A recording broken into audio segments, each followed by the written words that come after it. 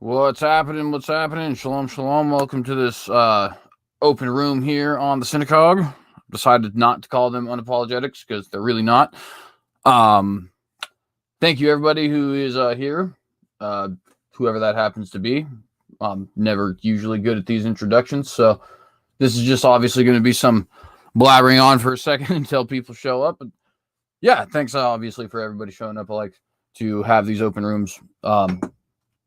I don't so much like joining other people's open rooms, I'll be honest with you, but I do tend to like hosting them. It kind of depends on the open room, but a lot of times I feel like they can get kind of crazy. And so far, none of the ones that I've had here have gotten completely crazy. I guess that'll probably change at some point soon. But I digress. Those of you who are currently seeing this, please do give me a thumbs up there and a share so that we can get more people actually onto this live stream. I actually did recently upgrade to the better StreamYards, whatever they call the other version of premium or something, I don't know. But anyways, point being that we can have more people and can, stream up to however long we want and a bunch of other stuff like that. So that's obviously nice. But yeah, obviously a link is in the description there.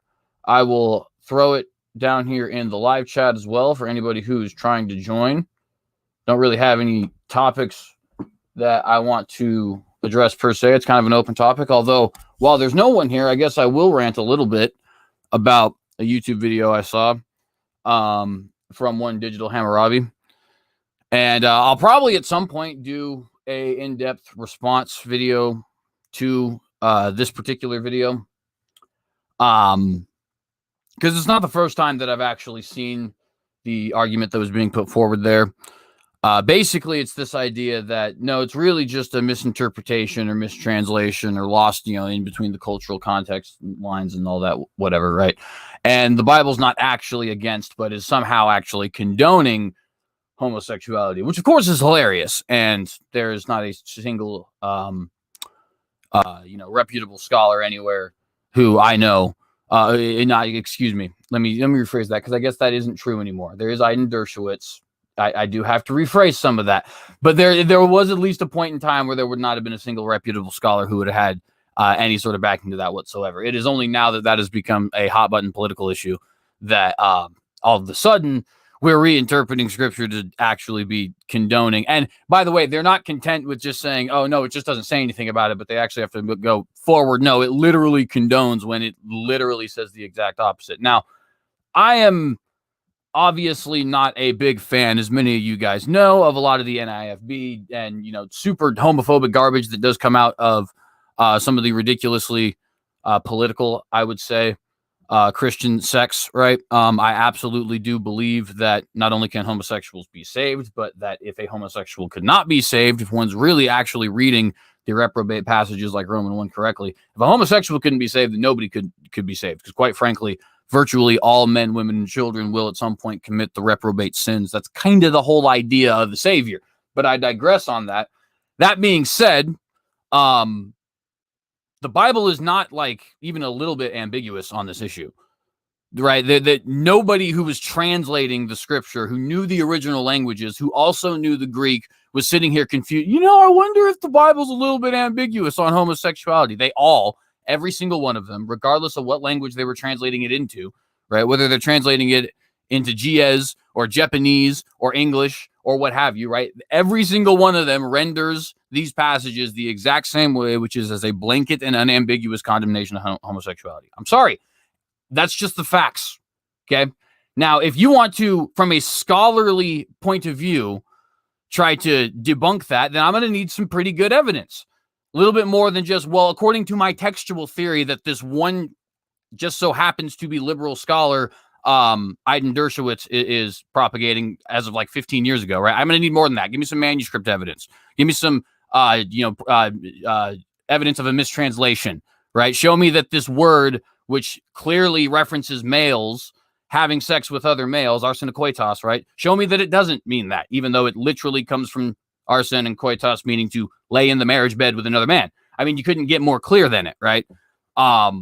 And to be honest with you, the reason I rant about it is because I see a certain level of, it's not like, high school bullying or anything like that, but a certain level of what I would call like an intellectual bullying amongst people who have PhDs, you know, where it's this whole like, oh, well, we know this, that, and the other thing. Maybe we know a little bit of the Hebrew language, or maybe we looked at this one Assyrian text this one time, and now all of a sudden we're so enlightened and you peasants can't actually understand this book. We're going to understand it for you and completely rewrite these passages in a way that fits our current political, our socio-political agenda. And quite frankly, I think it's bogus. I think it calls into question, you know, your quote unquote scholarship. If your scholarship is so obviously pointed in one direction or the other, and you're claiming that it's not, right? Because obviously, if you're claiming to be unbiased, that's a different thing. By the way, Rage is here. I'm going to go ahead and let him in. He's been kind of sitting here for a minute while I've been ranting.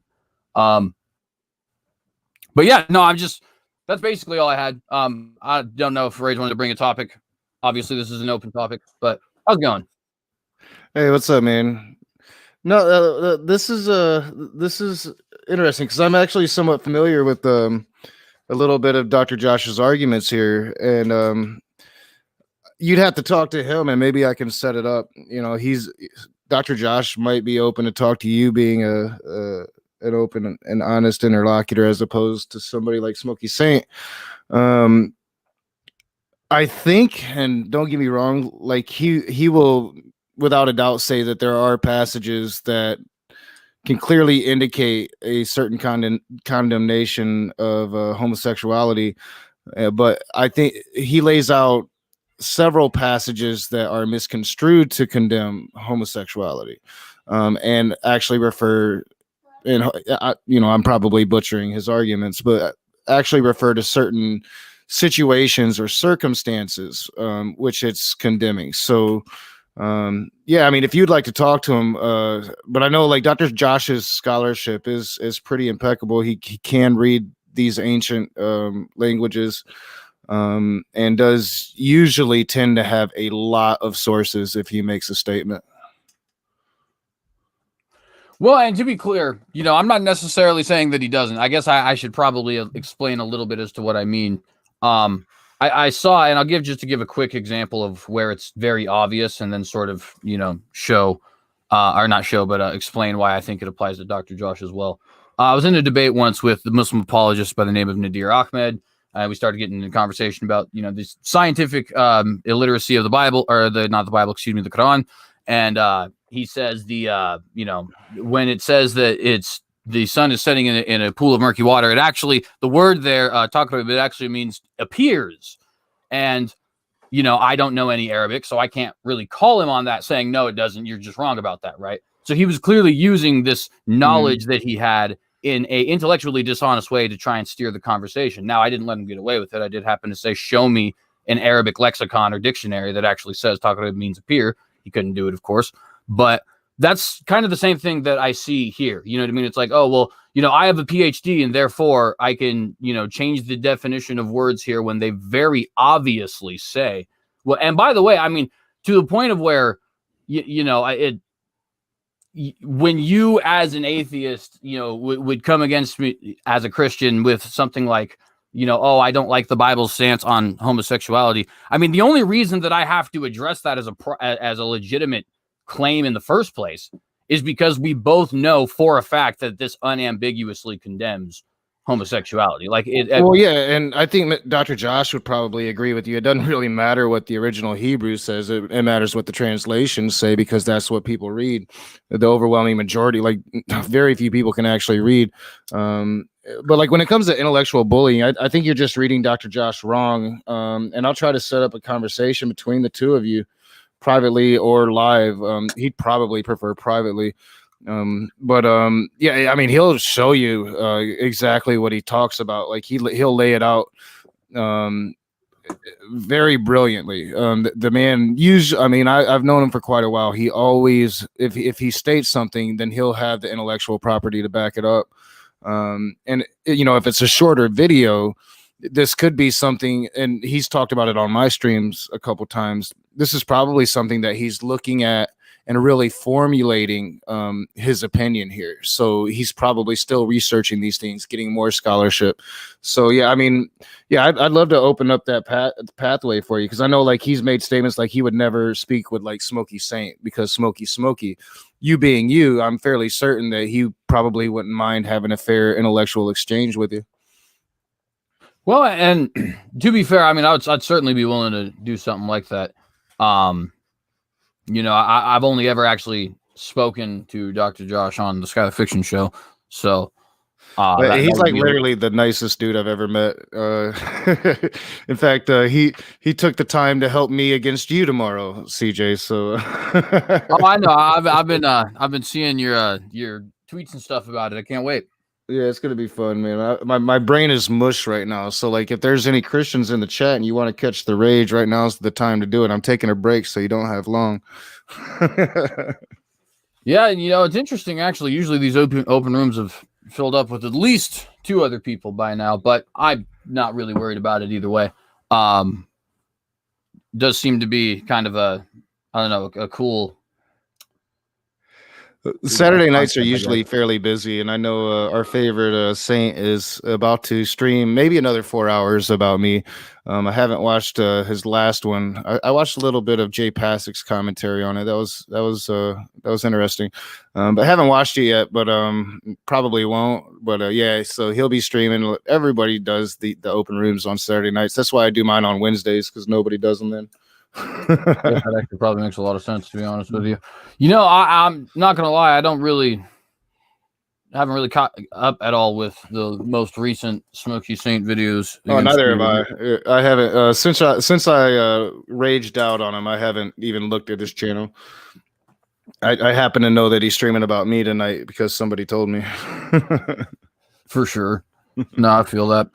Well, you know, whatever's going to go on there is going to go on there. I guess I kind of want to keep myself a little bit distanced from that, just because you should. You're a better interlocutor. You have a better reputation.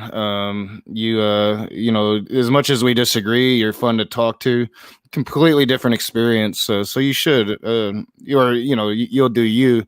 Maybe you'll decide that you can help Smokey, which could be a very positive thing too. But whatever you decide to do, I think ultimately you've got a pretty reasonable head on your shoulders.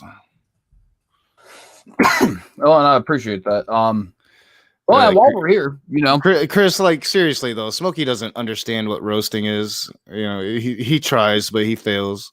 I thought I taught him by now, but obviously not.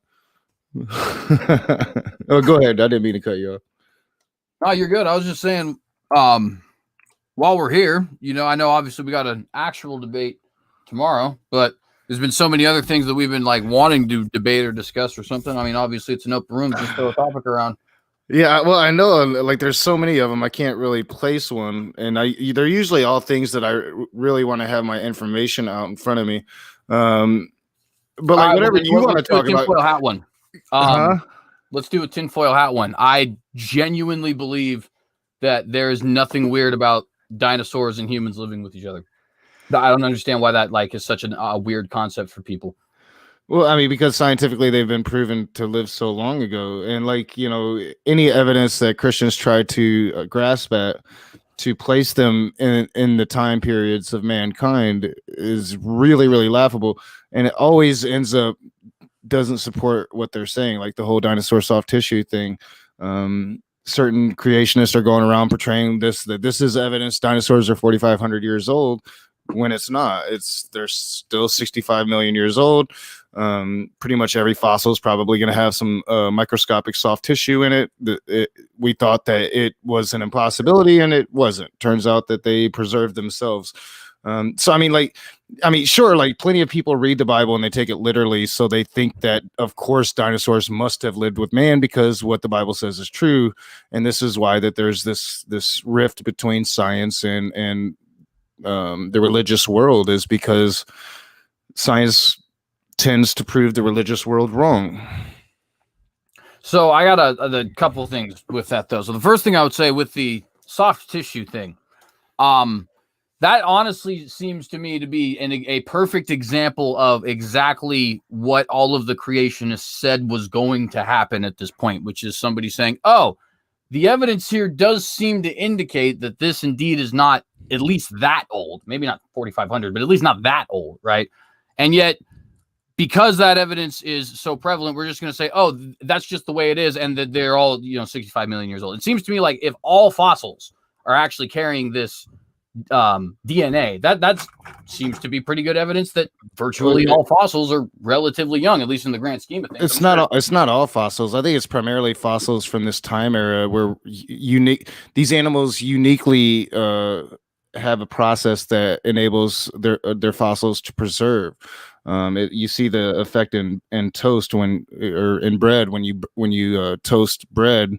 The brown layer, that's that chemical reaction. It's a preservation, and it's the same thing that happens in fossils. That's why fossils are brown. And like the scientist herself, like the scientist that made this find that the creationists latch onto, she's come out several times saying that the creationists are just straight up lying about what her science concludes. Who are you talking about? Mary Schweitzer? Yes. That's why I came in here, bro. You're so far behind on this, bro. No, I'm not. I'm actually really current on this. I'll catch you up on it. Oh, please do. I'm sure you know so much more than I do. Well, on this I do, brother. I mean, you just because every time you make statements like you said before, like it was like. So she hasn't come out and repeated. She said it's been debunked. She hasn't come out and repeatedly said the creationists are wrong when it comes to her data. No. Yes, she has several times. Look it up. It's like she has made these statements several times. Yes. Mark Armitage has his own work. We don't even need Mary Schweitzer anymore. He's got his own peer-reviewed work, and he was fired for it. But nevertheless, you can go look at his microscopy work. You can see the osteocytes. Oh, I'm familiar with them as well.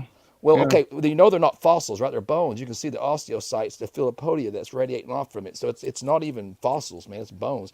So nobody says that. Nobody says that. Creationists say that. Creationists say that. So the scientists don't say that. You want a secular source? Hang on. Sure. What do you? Hang on. So there's a couple things though. While you're getting that, Chris Keith, I just want to say a couple things real quick. So the first thing is, I do understand that. I don't know her last name, but Mary, the one who found the T-Rex bone in 2005. I do understand that she believes in an old Earth and in evolution. I personally don't understand how exactly that is relevant. It was relevant because people were saying that there were misrepresenting her. No, she still. I never said she didn't believe. I never said she never believed in God. I said she came out. Do you know what the iron preservation? I've said she has several times, and this is well documented. Come out and said that what the creationists are saying about the conclusions of her science is wrong. That's a broad statement. What do you mean? Well, no, hang on though, because you talking about the iron preservation method. What are you talking about? I don't. I know that she has said that it is 70 some odd million years old. I know she said that at least because I watched the. She says it must be because creationists are saying that her work concludes that dinosaurs are 4,500 years old. Dude, she was attacked by. Look, she was attacked by scientists. Have you read her paper? Because I have. It doesn't conclude that. She was attacked by scientists. Have you read her paper? Because you want to hear? Okay, hold on. I'll bring a link. She'll tell you herself. She can tell you herself she was attacked by scientists. You ready? Well, I know she was attacked. Nobody. I'm not sitting here denying that. Have you read her conclusions, Chris? Buddy, look. You haven't. Which paper are you talking about? Admit it. You're not getting to a point, buddy. Get to a point. Be specific. What are you talking about? Her iron. You talking about the iron preservation method?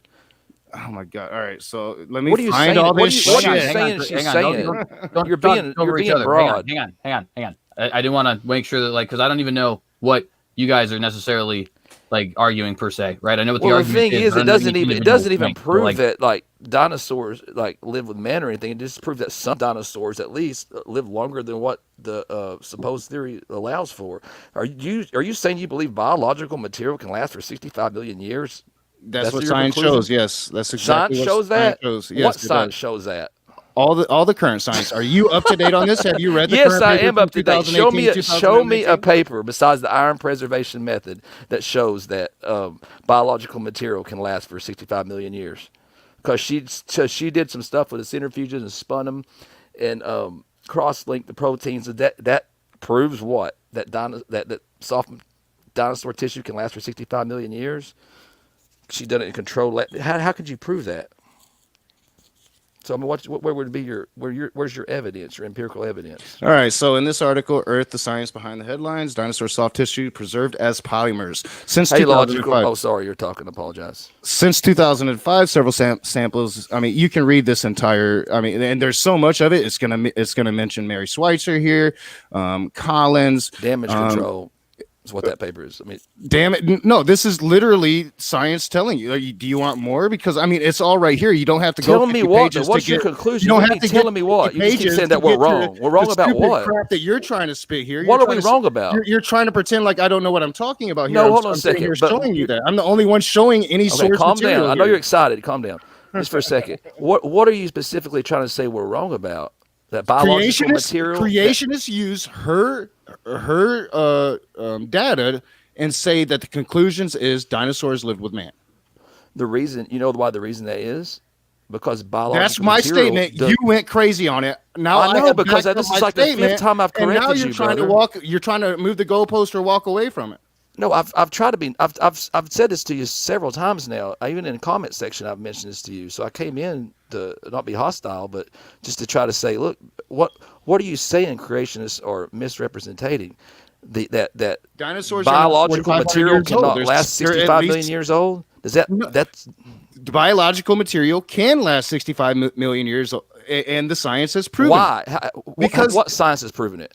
The science. What science has proven it? I just pulled it up, Chris. Well, read it. Are you not paying attention? Pull it up. No, I guess I missed it. Could you indulge me? Go ahead. Show me a paper that proves that soft tissue can survive for 65 million years. I just pulled it up. This paper right here. Now back it up. Is it the iron preservation method? That's what I asked you about. Go back to the top. Is that what it is? No, are we talking about the iron preservation method? I don't know. Or are we talking about Schweitzer's and the comments? Go back to the top. Towards her data. Scroll back up. Because the scroll science, back up, please. The science has proven that these animals, that once they're decaying, once they're fossilizing, those fossils have a natural chemical reaction that preserves these soft tissues. Now, over a course of 65 million years, these soft tissues are reduced to a microscopic level. Chris, scroll back up, please. First. Soft dinosaur tissue as here, I'll polymers. throw the link in it, but we can look at more. I can't read that. It's a basic. Link it in the chat. Link it in the chat. Dinosaurs, soft tissue. You don't have to go back 50 pages to get the information. All the valuable information is going to be right there and easily accessible. I mean, just link it. Link what you just had in the chat where I can read it. I can't see off your screen there on CJ's screen. But how in the world can you claim biological material can last 65 million years? Because the science has proven it. Go look at it. The science has proven it. Yeah, cite me something in a private chat that I can read that says that. Well, there's that link. You know, you're catching me off guard. I got to find all my information. I know, but I'm not trying to play gotcha, buddy. I'm just trying to tell you. Well, you are. You're not providing any source material. All they have is the iron preservation hypothesis. That's all they have. It's a hypothesis. There's Dr. Mark Armitage just found his Triceratops horn, and it is 1.5 feet deep in the ground, full of dirt, full of roots. The heat, thaw cycle, everything, and he was able to pull soft tissue out of there, the osteocytes. You know what I mean? You can see them under a microscope. They're stretchy. You can see like I said, the filopodia coming off of the. Bone cells aren't engulfed in iron. Okay, and it's the iron that's also in there is a little bit. That's why she had to do her little. Spin it in their centrifuges because it has to be cross-linked. It's not just any old blood can do that. So. This paper here, I'm going to check out real quick and see if there's anything in here real fast. If not, I'll pull you some paper. I'll pull you some real information. That link in the side chat that I gave you is a paper completely describing the science. The compounds help explain why many fossils are brown in color and why the chemical transformation helps preserve delicate soft tissue structures. The polymers are highly resistant to decay, water, and bacteria. That's the science, bro. Don't blame me. Blame the science. Your God, I'm sorry, your God is wrong. I'm reading your citation. According to the laws of chemistry and physics, the preservation of dinosaur proteins. Okay, hold on a second. This is your source. According to the laws of chemistry and physics, the preservation of dinosaur proteins is completely paradoxical, says Jasmina Wyman, a doctoral candidate studying molecular paleobiology at Yale, a leader of the new study in Nature Communications. Within a few 100,000 to a million years, all proteins and soft tissue structures should be hydrolyzed and completely degraded. Okay, they shouldn't be there. And yet, teams have reported finding proteinaceous structures resembling bifurcating blood vessels, fibrous bone matrix, red blood cells, and Mesozoic specimens, including a 68 million T-Rex and 80 million year old hadrosaur. Okay, me going down here. I don't see anything. We found a preservation. Okay, it's quite fascinating to see some. Okay, I still don't see anything. Okay, right here's what you're talking about. If you burn toast, the brown color that arises of the crust is due to the presence of the same compound, she says. The compounds help explain why many fossils are brown in color and why the chemical transformation helps preserve delicate. What is she talking about? The polymer? She's talking about AEGs and IEGs. These are natural preservation compounds that preserve things. And this is why soft tissue is there on the microscopic level. It's the science. Oh my. Okay, so I let me give you a link. And addressing to my question though, because I don't think it was ever actually answered, right? So we pointed out that there was soft tissue in dinosaur bones, and then people said no, the conclusion there isn't actually, the conclusion you're reaching isn't actually a good conclusion. That doesn't mean that they lived recently or any more recently than we thought, because as it turns out, this is happening in all these different fossils, or in at least an abundance of different fossils. And my immediate response to that is, that's exactly what I expect. If there's an abundance of fossils from dinosaurs who would be living in the relatively recent past. So I guess my immediate question then is, for this preservation process, right, do we have some kind of a actual example outside of theory that show, and I'm genuinely asking to be fair, because like I said, this is exactly what I would expect if there was some level of, a vast amount of dinosaurs that were actually not dying out 65 million years ago.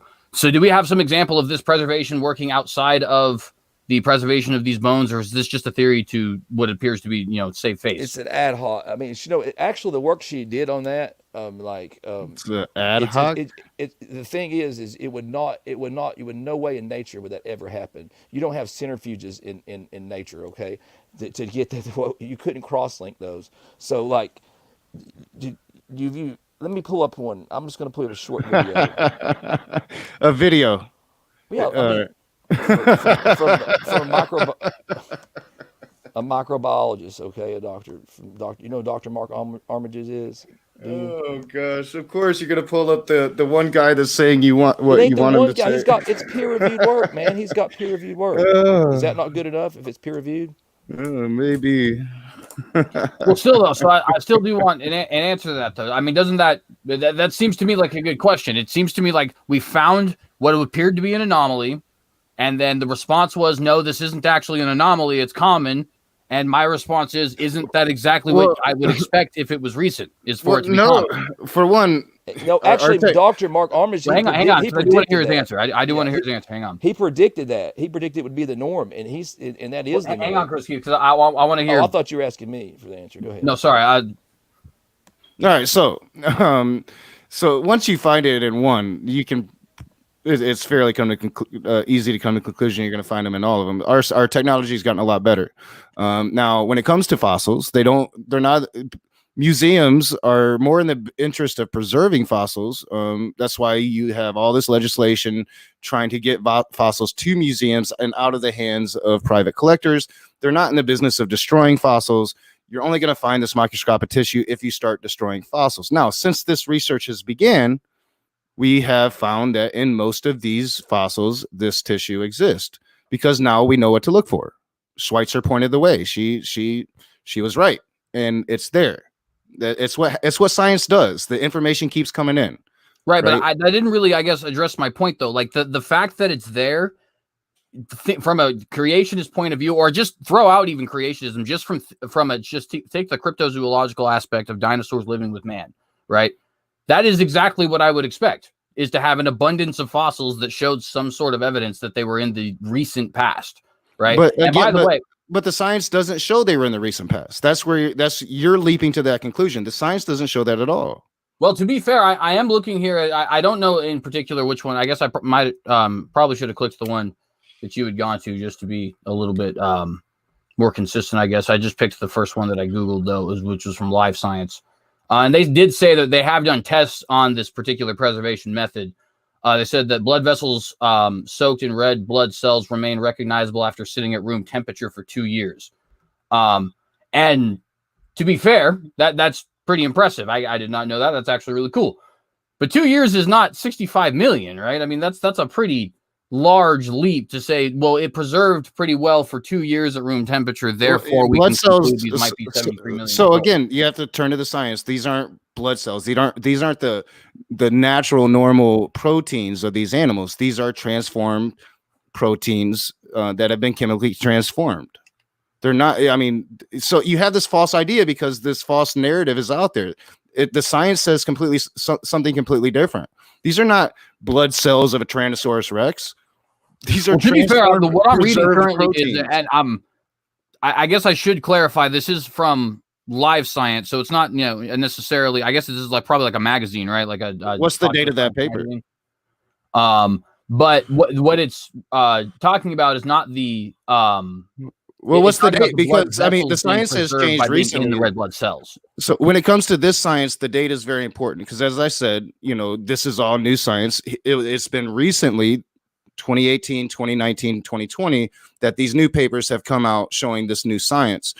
So it's very easy. Jonathan Guzman was able to catch Matt Dillahunty because Matt Dillahunty was more familiar with the older science, which is from 2005 up to about 2016, which would have stated that this was a very rare incidence, right? Matt Dillahunty doesn't know. He's not up on any abiogenesis or he just he actually he knew the. Can I share screen real quick, please? Well, no, let me finish because I mean you're not going to just attack Matt Dillahunty and be wrong and me not. What is it? I'm not talking about Matt Dillahunty. We're back to the iron preservation method here. We're still on the Matt Dillahunty was able to respond to the soft tissue arguments. He just wasn't familiar with the studies that came out 2018 and 2019 and 2020.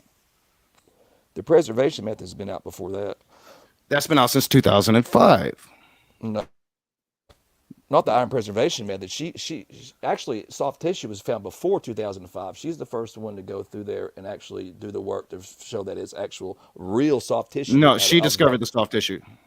That I know that for a fact. I've seen her. I've seen her talk about it. I saw the 60 Minutes CNN episode. Video is what you're talking about, the CNN video. The 60 Minutes episode. Yeah, the 60-minute episode. No, soft dinosaur. That's not CNN. Was it okay? Excuse me. It might have been CBS or. I mean, yeah. I mean, I know this. I know this very well. I deal with this with Matt Powell. Matt Powell's an idiot. Don't listen to these fools. Seriously. I'm not listening to Matt Powell, man. I've corresponded with Dr. Mark Armitage myself. Let me share this real quick. Can I share a little bit of this? I love YouTube videos. CJ. Yeah, your screen is up. Okay, did it? Okay, excuse me. It's over on the. Should be showing. Let me pull up some from my Gmail. Here we go. Is it on the screen? Yep. The crying atheist. I love it when I trigger Christians. I'm not triggered, dude. It's just I'm not talking to you. I'm talking to Dorgan Reborn. He's calling me the crying atheist. Let me try to get to the point here. Trying to get my hackles up. Your chat's trying to get my hackles up, CJ.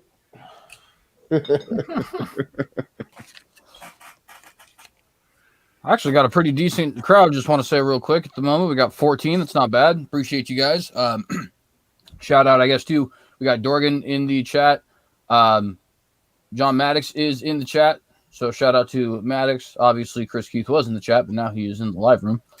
SJ was actually here. I don't know if you're still here, SJ, but if you are, if you have any sort of opinions on this, love to hear him. Shalom Erica, Honesty Angel, Nightmare. Yeah, thank you guys all for being here. Anyways, all right, I'm gonna go fill up my soda, and just so everybody can see, it's like soda. It's not. I'm not getting drunk, Smokey. I'm gonna go fill up my soda. I'll be able to hear you. I'm gonna mute up. For sure. Yeah. So, and I won't say too much, I guess, just because I don't want to, lay a bunch on Rage right when he's not even here at the moment, and then we're gonna watch this video instead of you responding. I may have to just let me get it copied and put it over here in Bing because I'm over here. Sorry, let me get it copied here real quick. No, you're all right. So I guess I would just want to kind of reiterate, I still don't really see an answer here, and I am reading now the source that Rages here sent me, but I'm still not really seeing an answer to my question, which is that it was an anomaly. It's not an anomaly, though. We expected dinosaurs to at least in some, substantial numbers have lived in the recent past. Then seeing this go from an anomaly to not an anomaly would seemingly make a lot of sense. I mean, that sounds like it argues for my perspective. And I guess I don't know that I've necessarily heard an answer to that other than, well, the science says that it's older, which Well, I mean, I can see why you think that. And again, this is what creationism has done. This has been the playbook of creationism since the 60s when some book came out and it laid out, I can't remember the name of the book, but it laid out this blueprint. And it's very easy to make predictions. Like, it's very easy to make predictions, especially once it happens the first time. But like we know we know that these bones date back. I mean, even Christians admit that carbon dating is accurate, right? Like, look, Ray, I could give you that. I could give you some of these, but some of these, they even when they dig in Hell's Creek, Montana, they can smell the decay. Okay, they can not just like secular scientists have said this. So just like and they're not even going to the drawings that we have of like the Inca stones and stuff. I'm just saying, just straight. Oh my God. Do not. I mean, look, man. Look, it's like abiogenesis. Y'all just will not admit that DNA do you is believe correct. In aliens it's like, too? Look, man. Look, this is all my point. You know that the Inca you won't even consider that. Like, listen, the Earth can still be. Just listen for a second. Just listen. Playbook here, dude. Let me get my point. Everything you're saying is stuff Matt Powell said to me 2.5 years ago. Just take a break for a second. Chill out. Take a chill pill for a second. You understand listen. The Inca stones I'm not trying. Aliens? I don't care about the Inca stones. Okay, just listen. Real quick. All I'm saying is it doesn't necessarily prove that dinosaurs couldn't have been millions of years old. It doesn't necessarily disprove evolution. What it does prove is that at the least, some dinosaurs did live longer or up into modern age within a few 100,000 years. Give me the citation for that. I'm going to play you a video, buddy. You can just watch all right, play your video. All you have is a citation for what you just said. It doesn't cause it basically removes all of the bone mineral from around these soft tissues and releases them so that we can then study and examine them. And as you can see, conclusively through this little technique that I'm using of putting pressure on my specimen, these are soft tissues. They're not permineralized, they're not hardened. How can they be 68 million years old?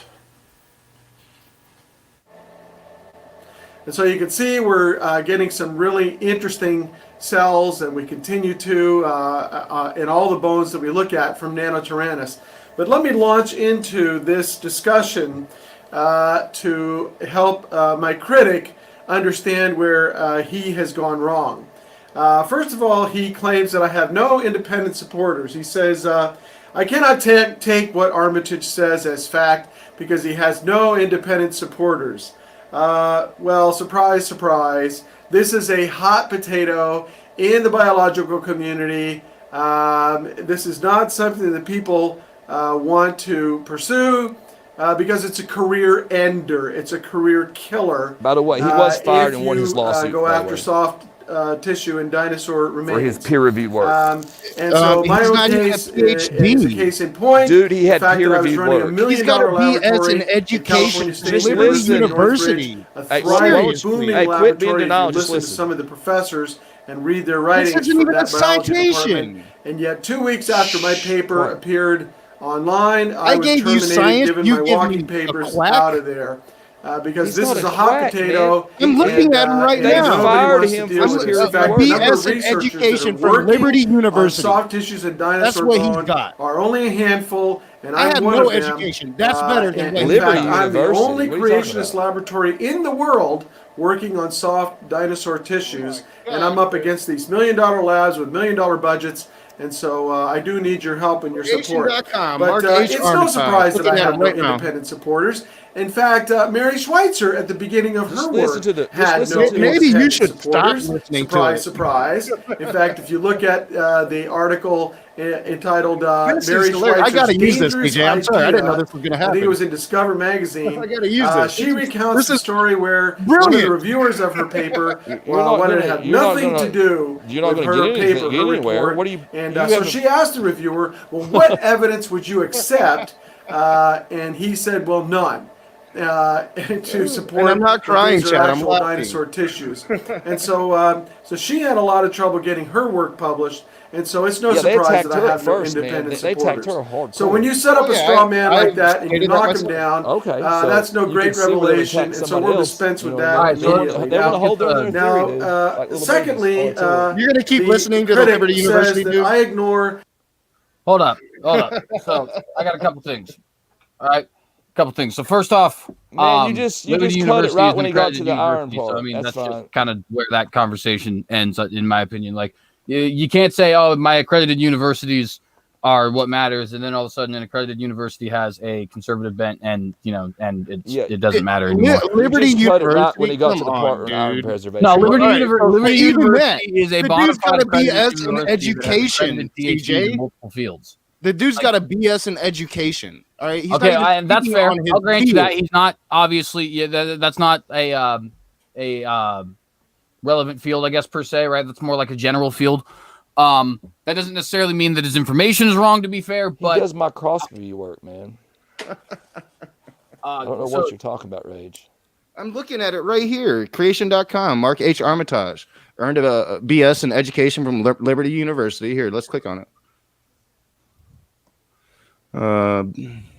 Under Richard Lumsden, PhD, Rice and Dean, Mark grew up in a military family. His experience in the business sector includes Olympus Corporation of America and Carl Zeiss. In 1984, he founded a microscope sales and service company. Yeah, this is a huge citation. I give you science, and you give me Mark H. Armitage. Did you know what university he was fired from? I don't care. Like what? That he had a lawsuit let's see. Electron microscopy. Until recently, Mark served as the manager for the election and confocal microscopy suite of biological department at California State University, Northridge. Mark was suddenly terminated by the biology department when his discovery of soft tissues and triceratops horns was published in ACTA. He's a doctor. He's a doctor. He was fired from Cal State. He cannot mention. Well, he's not a doctor. In order to be a doctor, you have to have a doctorate. He settled his lawsuit. Well, I mean, in order to have a doctor, in order to be a doctor, you have to have a doctorate. He doesn't have a doctorate. Listen, he was fired in his lawsuit. Okay? Nothing in here. He settled. I'm telling you the story. BS and an MS in biology. He settled his lawsuit. He's not allowed to speak anything about the university. So that was part of his settlement. Yeah, but I mean, that doesn't take away his PhD. Yeah, I mean, to be fair, if he doesn't have a PhD, that is what a doctor is. It's having a doctorate, right? I'll have to go look at his credentials at Cal State. I don't know. They pretty much. But I mean, I would grant you that I don't have a PhD. I'm not one of these leaders. Not necessarily like one of the fields that would be considered one of the fields. Like I said, I would already grant you that. I don't think that has any bearing on what his information has to say per se, because quite frankly, your information can be correct and you can be a high school dropout as far as I'm concerned. But that still, I guess, none of that really answers my point. And I guess, so here, it's interesting. I was just reading over the source that you had shared in the private chat, and so it says, it's quite fascinating to see the different soft tissue structures were transformed more or less into the same type of compound, talking about this ALEs and AGEs that preserved it. The transformation involves oxidative cross-linking of chemically reactive proteins with glucose or lipid molecules to form the polymers. AGEs and ALEs are well recognized in food science, and if you burn toast, the burn color that arises on the crust is due to the presence of the same compounds. Now, that's really interesting because that's exactly what I was looking for, right? What I had asked you for before, some sort of evidence outside of these fossils that would show that this is a viable preservation technique. And I mean, how long does cooked food last? Like a couple hours? You know what I mean? Like that seems to me to be a pretty weak hypothesis at best. Literally lasts a couple hours. I mean, I'm not even exaggerating there. Like you work in the food industry, right? You know that's correct. Well, actually, with preservation techniques, though, they can make food last pretty much forever. But well, like, if they could do that, they would get. Why they do cryogenics? Where they freeze brains. They would just use this simple method of cross-linking the iron, and there you go. You'd have it saved forever. You wouldn't have to mess with it. preserving So food ridiculous. and bones preserving on themselves would be a completely different process. It's not bones. You understand that, It's right? the soft tissue inside of those. They're not like engulfed in red blood. It's not. So just no, we're iron. talking It's not about any fossilized bones. So fossilized bones are fossilized under very specific conditions. You match those specific conditions, and those conditions are preservatory to begin with. The reason Match we that know they're with bones this is because preservation. they're I'm bone not a cells, scientist, dude. I'm not a osteocytes. scientist. I'm not writing these peer-reviewed papers. If you want to dispute their work, go to school and do it. I'm just relaying to you what the science Can you says. share That's my all I screen, can do. CJ? I'm not a It's scientist. just an article. It's not a video anymore. You cut the video part right when. Well, so that's fair. I didn't cut nothing. Right. So let me approach this from a little bit different of a perspective, just from a thought experiment perspective, right? Since you are exactly correct, we're not scientists. It has always seemed incredibly peculiar to me that in virtually every culture all across the planet, there are legends of these gigantic reptilian creatures, and then in every single continent across the planet, there are bones of these gigantic reptilian Well, what creatures. legends are you referring to? Like dinosaurs, or like dragons? Yeah, like we call them dragons today, but they would call them different things in the different. But all of cultures, these right? legends refer to big serpentine-like beasts that breathe fire, though. Correct? Well, no, so there's actually a lot of variation in a lot of them as far as that's concerned. So the breathing fire thing tends to be a variation of a lot of Middle Eastern and European dragons. And bear in mind, dragon is an English word, right? Some of these cultures wouldn't call them dragons themselves. Well, yeah. Well, I mean, we're speaking of dragons. I mean, wyverns.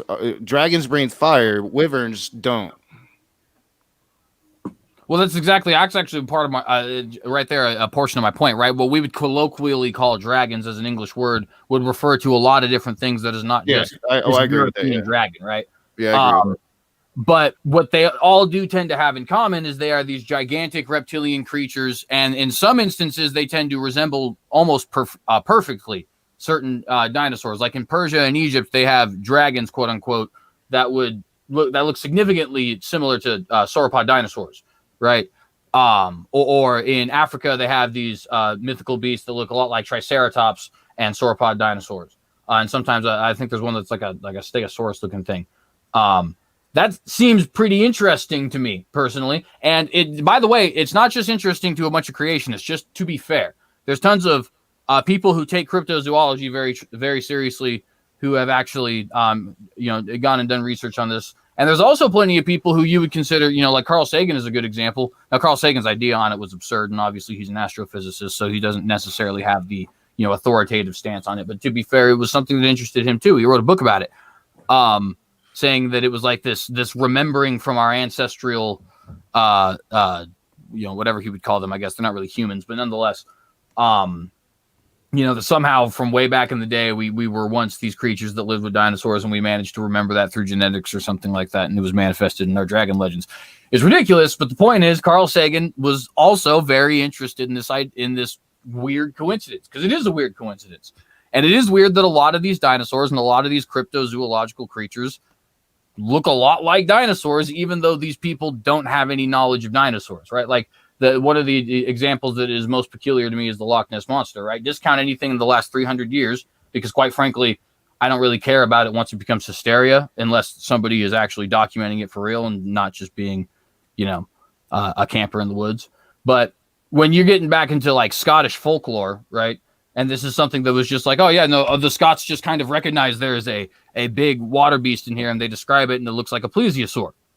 Well, why is that an absurd idea that a plesiosaur that plesiosaurs, of course, because they would have to breed and all that other sort of stuff, might live? I mean, crocodiles allegedly did it. Coelacanths allegedly did it. Great white sharks allegedly did it. Turtles allegedly did it. So on and so forth, right? And there doesn't seem to me to be any sort of an answer for that. That seems like a really peculiar coincidence. A, that dragons would exist in every culture, and B, that we would have something in the natural world that seems to very strongly resemble those dragons. It is. All right, well, I would argue that dragons didn't exist in every culture. I mean, we came across cultures, myths expand and travel across borders. From Marco Polo went into China, or Japan, I can't remember which one, but a very secluded place in the world at the time, came out with plenty of legend and lore.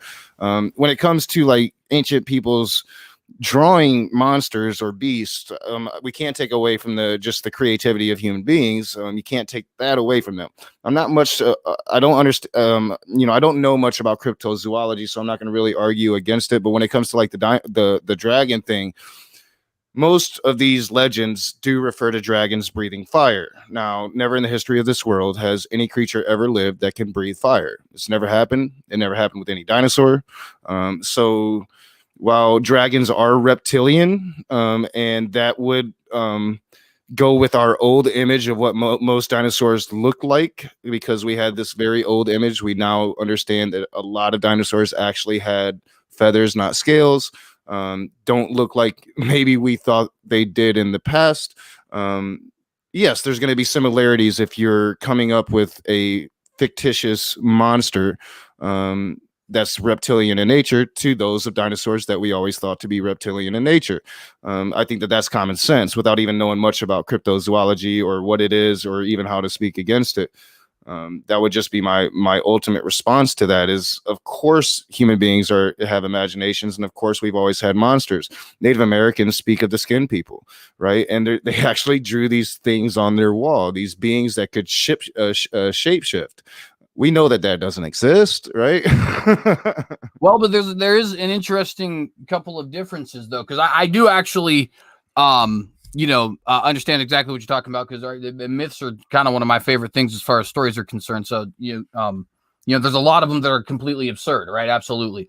But there is very few things that you can find that are ubiquitous in myth that are not at a bare minimum very strongly based in easily discernible reality. I'll give you a perfect example with, the idea of the afterlife, right? Everybody has, and this is just a really simple example, but it just kind of shows the point, right? Virtually everybody has an afterlife, and I'm sure there's some that don't, so I'll say virtually, right? Virtually everybody has an afterlife because we're all cultures are full of alive people, all cultures are full of eventually dead people, and all cultures are full of people who would wish not to be dead and therefore want to come up with some sort of myth about it, right? Easily discernible reality provides for us this ubiquitous myth, or the explanation for this ubiquitous myth, at least, right? Sure, we don't want to die. I mean, we fear death the most.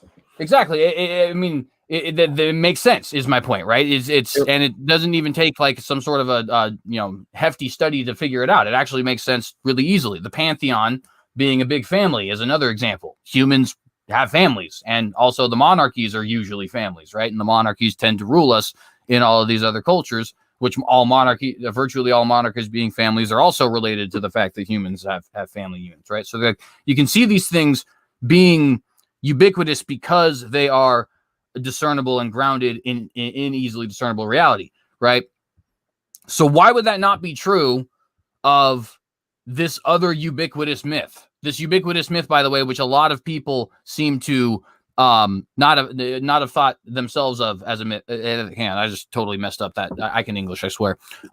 Who a lot of people did not think of themselves in their own cultures, right, as myths. Like, for example, with the Chinese, you have the Chinese zodiac with 11 animals that do exist and then one that doesn't. That's really weird. That doesn't. Well, you have outside methods of verification now. We have archaeology. The archaeology just does not say that this is a thing, that these animals coexisted with man. Archaeology does tell us that until the recent past, man did struggle with wolves, right? So, like, if we struggled with wolves, CJ, since the inception of mankind, how the heck could we struggle with a raptor or a Tyrannosaurus Rex? I mean, Well, I mean, to be frank with you, all of the archaeology, all of the science, I mean, all of the physical evidence that we have outside of speculation indicates that these animals did not exist at the same time as man. Well, so I mean, to be honest with you, I would say, and to be fair, if this is just your point, I am totally fine with that, because obviously you can't speak on things that that you're ignorant on? I don't understand. Like I've heard of cryptozoology, but I've never really looked into it. So I'm like really blind with what you're talking about there.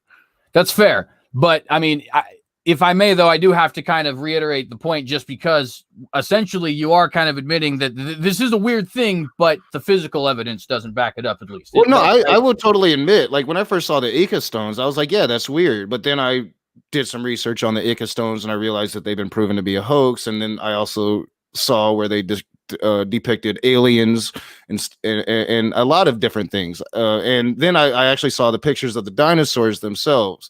And they didn't really, I mean, yeah, you can see some similarities. The one animal was big, it had really short arms.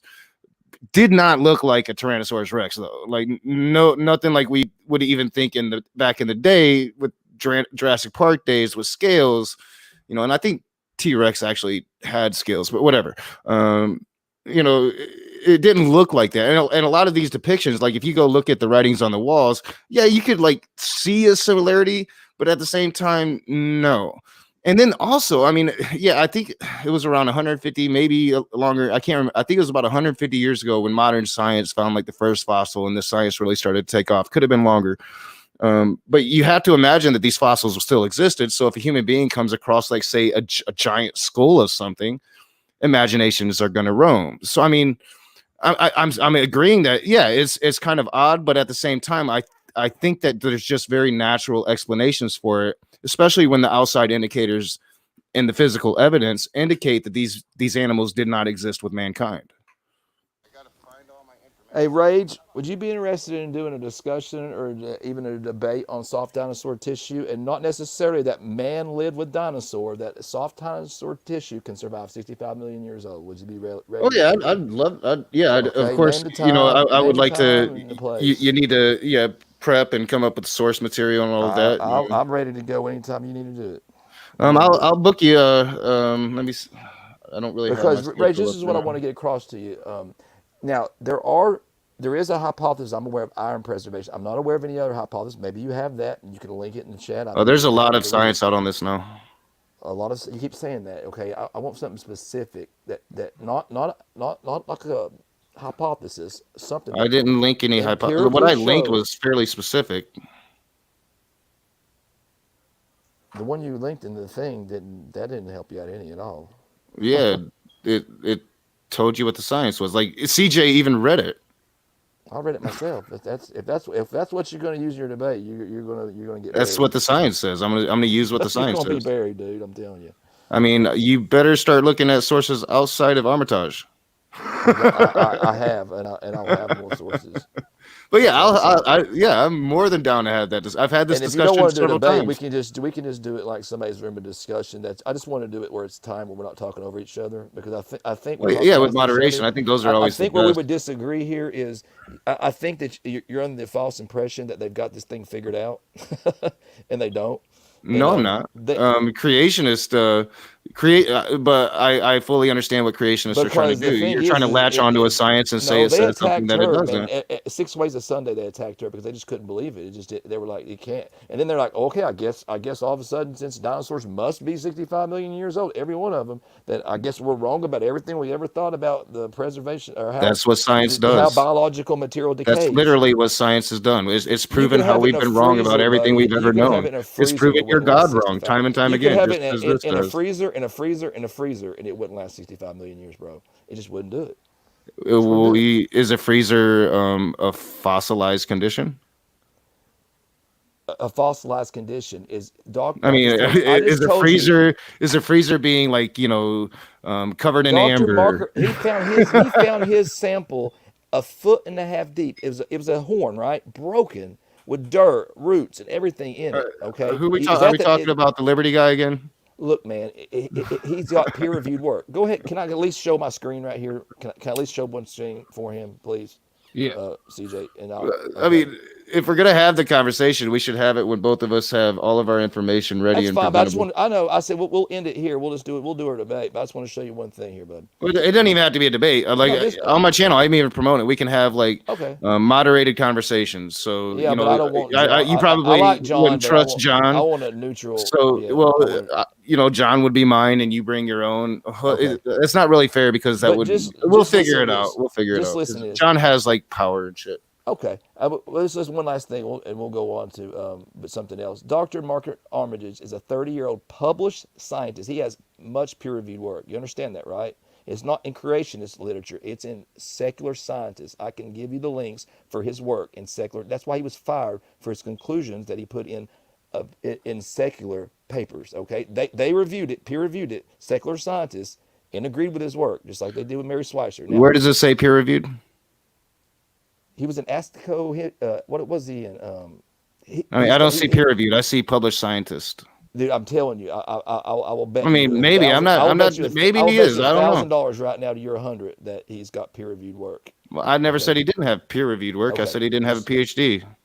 Let's just take my word on that. But anyways, it goes down through here. 30-year-old published scientists found evidence that dinosaurs may have inhabited Earth 4,000 years ago during the Hell Creek Formation excavation in Montana. He unearthed the largest Triceratops horn ever discovered. The scientists examined the soft tissue of the horn, believing it to be 4,000 years old. Previous research. All right, so real quick, what is this site and why is it calling him Dr. Mark Armitage? So I have a question actually, real quick. Maybe you know better than I do. What does it mean exactly if you're a doctoral candidate? Because I guess creation.com says that he's a doctoral candidate at he was working at Cal State. Why would that's my point? Why would Cal State have him working there if he's just some? You don't have to have a doctorate to work at a university, right? But why would they even have him working there if he's just some idiot? Well, I mean, doctoral candidate sounds like he might be like working on a doctorate, but like doesn't have one yet. Is that accurate? And I mean, a 30-year doctoral candidate, though. Come on, I mean, this is a 30-year published scientist. Dr. Mark Armitage, not me. They're called him in I know, and I'm questioning your source here because of that specifically, because I just looked him up and he doesn't have a doctorate yet. Anyway, he's got to be. I mean, people call Kent Hovind a doctor, but we all know he's not a doctor. Raul Matt's not a doctor, but people are calling him a doctor. Because he had to put all that. He's not allowed to talk about any of that, so I wouldn't have any of information on that. It doesn't really matter to me because I think he's well qualified. I've seen if you go to his site, you can see the actual work he does. Sure. Bring his information, and I'll bring mine, and we'll have a nice civil discussion. I'm not going to convince you, but I'm just going to represent what the science is saying, and again, like this is all new science. We're going to learn a lot more as we move forward with it. But what she did, to be honest with you, I'm firmly convinced that one of the things that we will end up learning definitively before everything is said and done is that we did live with at least some dinosaurs. I won't go as far as to say that anything. We live with dinosaurs now. Oh, did you know something interesting on that? No, did you know they tried to carbon date that, and they offered to carbon date Mary Schweitser's work, and the guy above her, Dr. Jack Horner, would not allow it. Didn't they offered him like $20,000 to do it? He wouldn't do it. Did you know that? I know that they attacked her viciously at first. No, I'm talking about her boss. Her boss. A guy from I forgot where he's from, but he does a radio show. He offered $20,000 for him to carbon date that tissue, and they wouldn't do it. He wouldn't do it. He said, and it's his quote, like paraphrasing him, that he didn't want to give creationists anything that might give them. Again, I don't think I'd have to look into it. I don't even think you can this isn't the original proteins, Chris. Why couldn't you? They're not the original proteins. I don't even know if they have that. I don't know. I'm not a scientist, but I'm just saying. That's what I'm saying. I don't even know if you could do that. Okay, you know how normally like fossils are made. This isn't Jurassic Park DNA we're talking about here. Hold on a second. Real quick, I do just want to say, Maddox, I didn't end up seeing the link, but this is a good point. There is actually bombardier beetle that does actually have. It's not literally fire, but it's a chemical reaction that kind of does the same thing as fire. And we do know that lizards and the reptiles have venom and the ability sometimes to even spray those venoms. So it's not too. And by the way, that also doesn't even include the possibility that these are just mythologized, of course, right? I mean, obviously. Oh yeah, and then try to explain how that evolved too. By the way, that's the other story. Dude, this animal does not breathe fire. It doesn't breathe fire, but it does create a chemical reaction that has like the same effect. It creates some smoke. I'm looking at it right now. I mean, come on. but generally though, Rage, you know how fossils are formed, right? So like you'll have man, y'all try everything. No, I didn't bring the beetle up. It's just I just want to make one last point. I mean, this is Maddox. I'll make one last point on this, and I'll be quiet on it. You know, fossils are forming. Like you'll have eventually like minerals and stuff take the place of the bone, and it it's mineralized and it makes a fossil. Well, these aren't fossils; these are bones, and the reason we know they're bones is because they're osteocyte. An osteocyte is a bone cell, okay?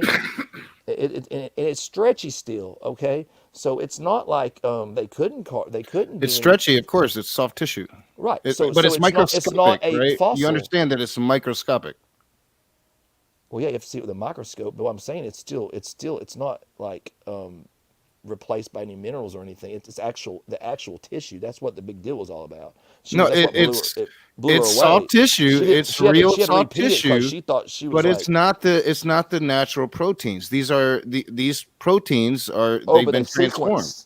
They've sequenced a lot off. They found a red blood cell too. So this is like, okay. Well, I'll say the red blood cell. I already fought against that on that. We won't even go there. I think you. I think. I don't know. I don't know where you saw it, but I told that pal famously that YouTube is not sourced for anything, my dude. In 2020, maybe in 2020 there's something new, but I don't know, man. Up to 2020, I'm pretty caught up on the subject, so we'll see. But yeah, we'll do it sometime soon. I mean, you're not too caught up because, like, I listed out the science that's come out since 2018. You just gave right there. You knew nothing about it. Where's your empirical? What was empirical in that paper? I mean, I'm not the only one even talking about this. Like Jonathan Guzman of the NIFB himself mentioned these new papers that came out in 2018, 2019. He mentioned that he read them. He didn't mention the conclusions because that doesn't go with the narrative, but he did mention that he read the papers I'm speaking of. Well, and he is an NIFB creationist. In Matt Powell's new movie, all of that. I'm not a doctor in the field, so like it's very possible that there's something new that I'm not aware of. But, this is all new science. What you provided so these soft tissues were first found in 2005. You understand that created a new science, and as you said, they didn't believe her at first, right? They thought that she was basing it based upon her biased opinion they as thought it was as like a creationist. biofilm. Yeah, they thought she was wrong. So it took a while for this science to actually take off, and now like it's getting there. And again, like the better our technology gets, the more information we always find. I mean, we're discovering new stuff about the universe. We're discovering new stuff about this planet all the time. We discover new species all the time. We discover species go extinct that we never knew about all the time. I mean, we are steadily learning more. The world is shrinking, but it's not there yet. I mean, we're getting there. We dominate this planet now. Now we're learning about it. Yeah, but what I'm saying is that like you really shouldn't find soft tissue. No, yeah, I agree. They didn't think so at first, and common sense tells you, things don't last that long. But then you study the science of it, and you understand that they've been preserved already just to become fossils. You understand, like to even be labeled as a fossil, you have to be accurately dated 10,000 years or older. You understand that, right? I'm not sure about that. I'll take your word on that. But what I'm saying is, I just want you to know that if you think that they've conclusively proved this, and I'm not talking carbon dating as somebody was triggered. I'm talking radiometric dating. Very accurate dating methods. They have to be over 10,000 years old to be even considered a fossil. Okay, what I'm saying is, if you think, I just want to say this: if you think that like they've actually settled this matter, if it's like not a hypothesis, if you think they've actually proven, scientists actually proved that dinosaur tissue or biological material can last 65 million years, they have not, and I'm up to date on that for a fact. So. All right, I'm gonna be interested in this conversation, but just like word of advice though, like if you really want to come at me and try to catch me on something, you shouldn't choose something that I've like literally been combating the NIFB on for the last 2.5 years. I'm very, very familiar with this argument. Even without my information in front of me, I've provided accurate real science. Well, you provided one paper and it didn't. I mean, it was real science and not the other thing. Nothing in there showed. There was nothing in there conclusively that showed how it could be, how it could be done. You know, at least Mary Schweitzer did. Clearly did. I will agree that Mary Schweitzer did put forth at least a hypothesis. She came up with the iron preservation hypothesis, and she didn't. It wasn't natural. She used centrifuges and all kinds of stuff and cross-linked proteins, and made it to where, like, you know. See, I'm not familiar with that. That's like, what makes I know me think that right there, that you've not looked at both sides. Well, no, I know her science on finding the soft tissue and her process about going about really it. Up on the iron preservation method. Maybe I am. I might have read about that when I was reading about her. What I'm more up on is what I'm more up on is the current science. What so I investigate the most current and accurate science that I can when I am facing a Matt Powell of the world who uses the 2005 science that she put forth exactly as she put it forth back in 2005. There's a problem with that, and if you understand the new science, you would understand why. Right? Chinese scientists have done the same thing, right? You know that, right? Have done the same what? Chinese scientists have found soft dinosaur tissue too. Dude, I've literally sat here and said that it's like in all of them. Well, I mean, not all of them. It's like 85% of them, I think, have this soft tissue. 85% of the ones they've broken apart. Dr. Mark Armitage actually predicted that. He said it will be the norm, and lo and behold, it was. But that was a prediction. Because it's an easy prediction to make once you find it once. Once you actually know what to look for now. It blew people's minds when they first found it. It's not an easy prediction. You want to talk common sense? Like, once you know what to look for, it's a very easy prediction to say, yeah, it's going to be there again. Could it be that dinosaur? I mean, is it not possible though? Is it not possible? That's what creationists do. But is it not possible, being that we found it, that biological material, that it may not be 65 million years old? Is that not possible also? No, now listen to me. And this is where you gotta listen. This is where you gotta listen. Because the dating is very accurate. You need what you need to do, Chris. The radiometric dating, the carbon dating, the radiometric dating, all the sources of dating that they do on these bones. The fact that they're bones tells you that they're actual bone cells. They're fossilized bones. There's a difference, dude. They're not fossilized bones. They're actual bones. They're osteocytes. If they're dinosaur bones, they're fossilized. They're not. They're not fossilized. I mean, what are you talking about right now? It's an osteocyte. You can. I just showed you in that video. You can see the stretchy. All right. Give me citation that we have actual dinosaur bones that aren't fossils. They're just bones. They put stuff in formaldehyde? Give me that citation. Hold on a second. Have you saw they put stuff in formaldehyde and they preserve it? You ever seen then they put like a baby? We'll move on now. You're not going to do well in this conversation, Chris. You probably want to rethink this whole thing. Ask you a question. Have you ever seen how they put things in formaldehyde and preserve it? Like nope, I never cared. That's not what I get into. Class, and they didn't have like a little something, and it was maybe that was a long time ago for me, dude. Like a pig's brain or something like that. They do it all the time, man. That's not a fossil. That's you can preserve things, but that's not going to last 65 million years in that formaldehyde. That's not fossilization. That's That's what the whole point I'm trying to tell you is. This isn't fossilization. This is actual bone cell. It's all right. So they recently found like the smallest dinosaur ever, almost perfectly preserved in amber, right? Like that's a different scenario than a fossilized bone. Now, this dinosaur is probably going to give us a lot of information because it is, from what I'm reading, very well preserved. That's different. That's preservation. They found fossilization is. Oh my god! Supposedly that area. I'm trying to help you out. And those things are so like rare to come across. Those finds are so rare to come across. They just hardly happen. We're talking about fossilized bones, finding soft tissue within fossilized bones. That's the conversation. We're not talking about something being preserved in some other very rare condition here. We're talking about fossilization. You keep going to some weird place here. No, but I'm telling you, but it's not fossilized because fossilized means it's not the actual tissue. It would be something else that would replace it, like minerals or something else. Do you understand that? God. You just don't understand. This is just a headache, dude. This is just a headache for me right now. I mean, all right, we'll do this. You bring your shit, and if this is what you're bringing, it's going to be real weak, and I'm going to get real aggravated. Well, I mean, if you're just going to deny that it's that tissue. Bring your citations, because unless I'm not going to accept any of the bullshit you're speaking without tissue citation. Is a fossil? You're saying tissue is a fossil? How can tissue be a fossil? Give me citation. Give me citation that these bones aren't fossils. How can tissue be a fossil, Rage? How can tissue be a fossil? Fucking God.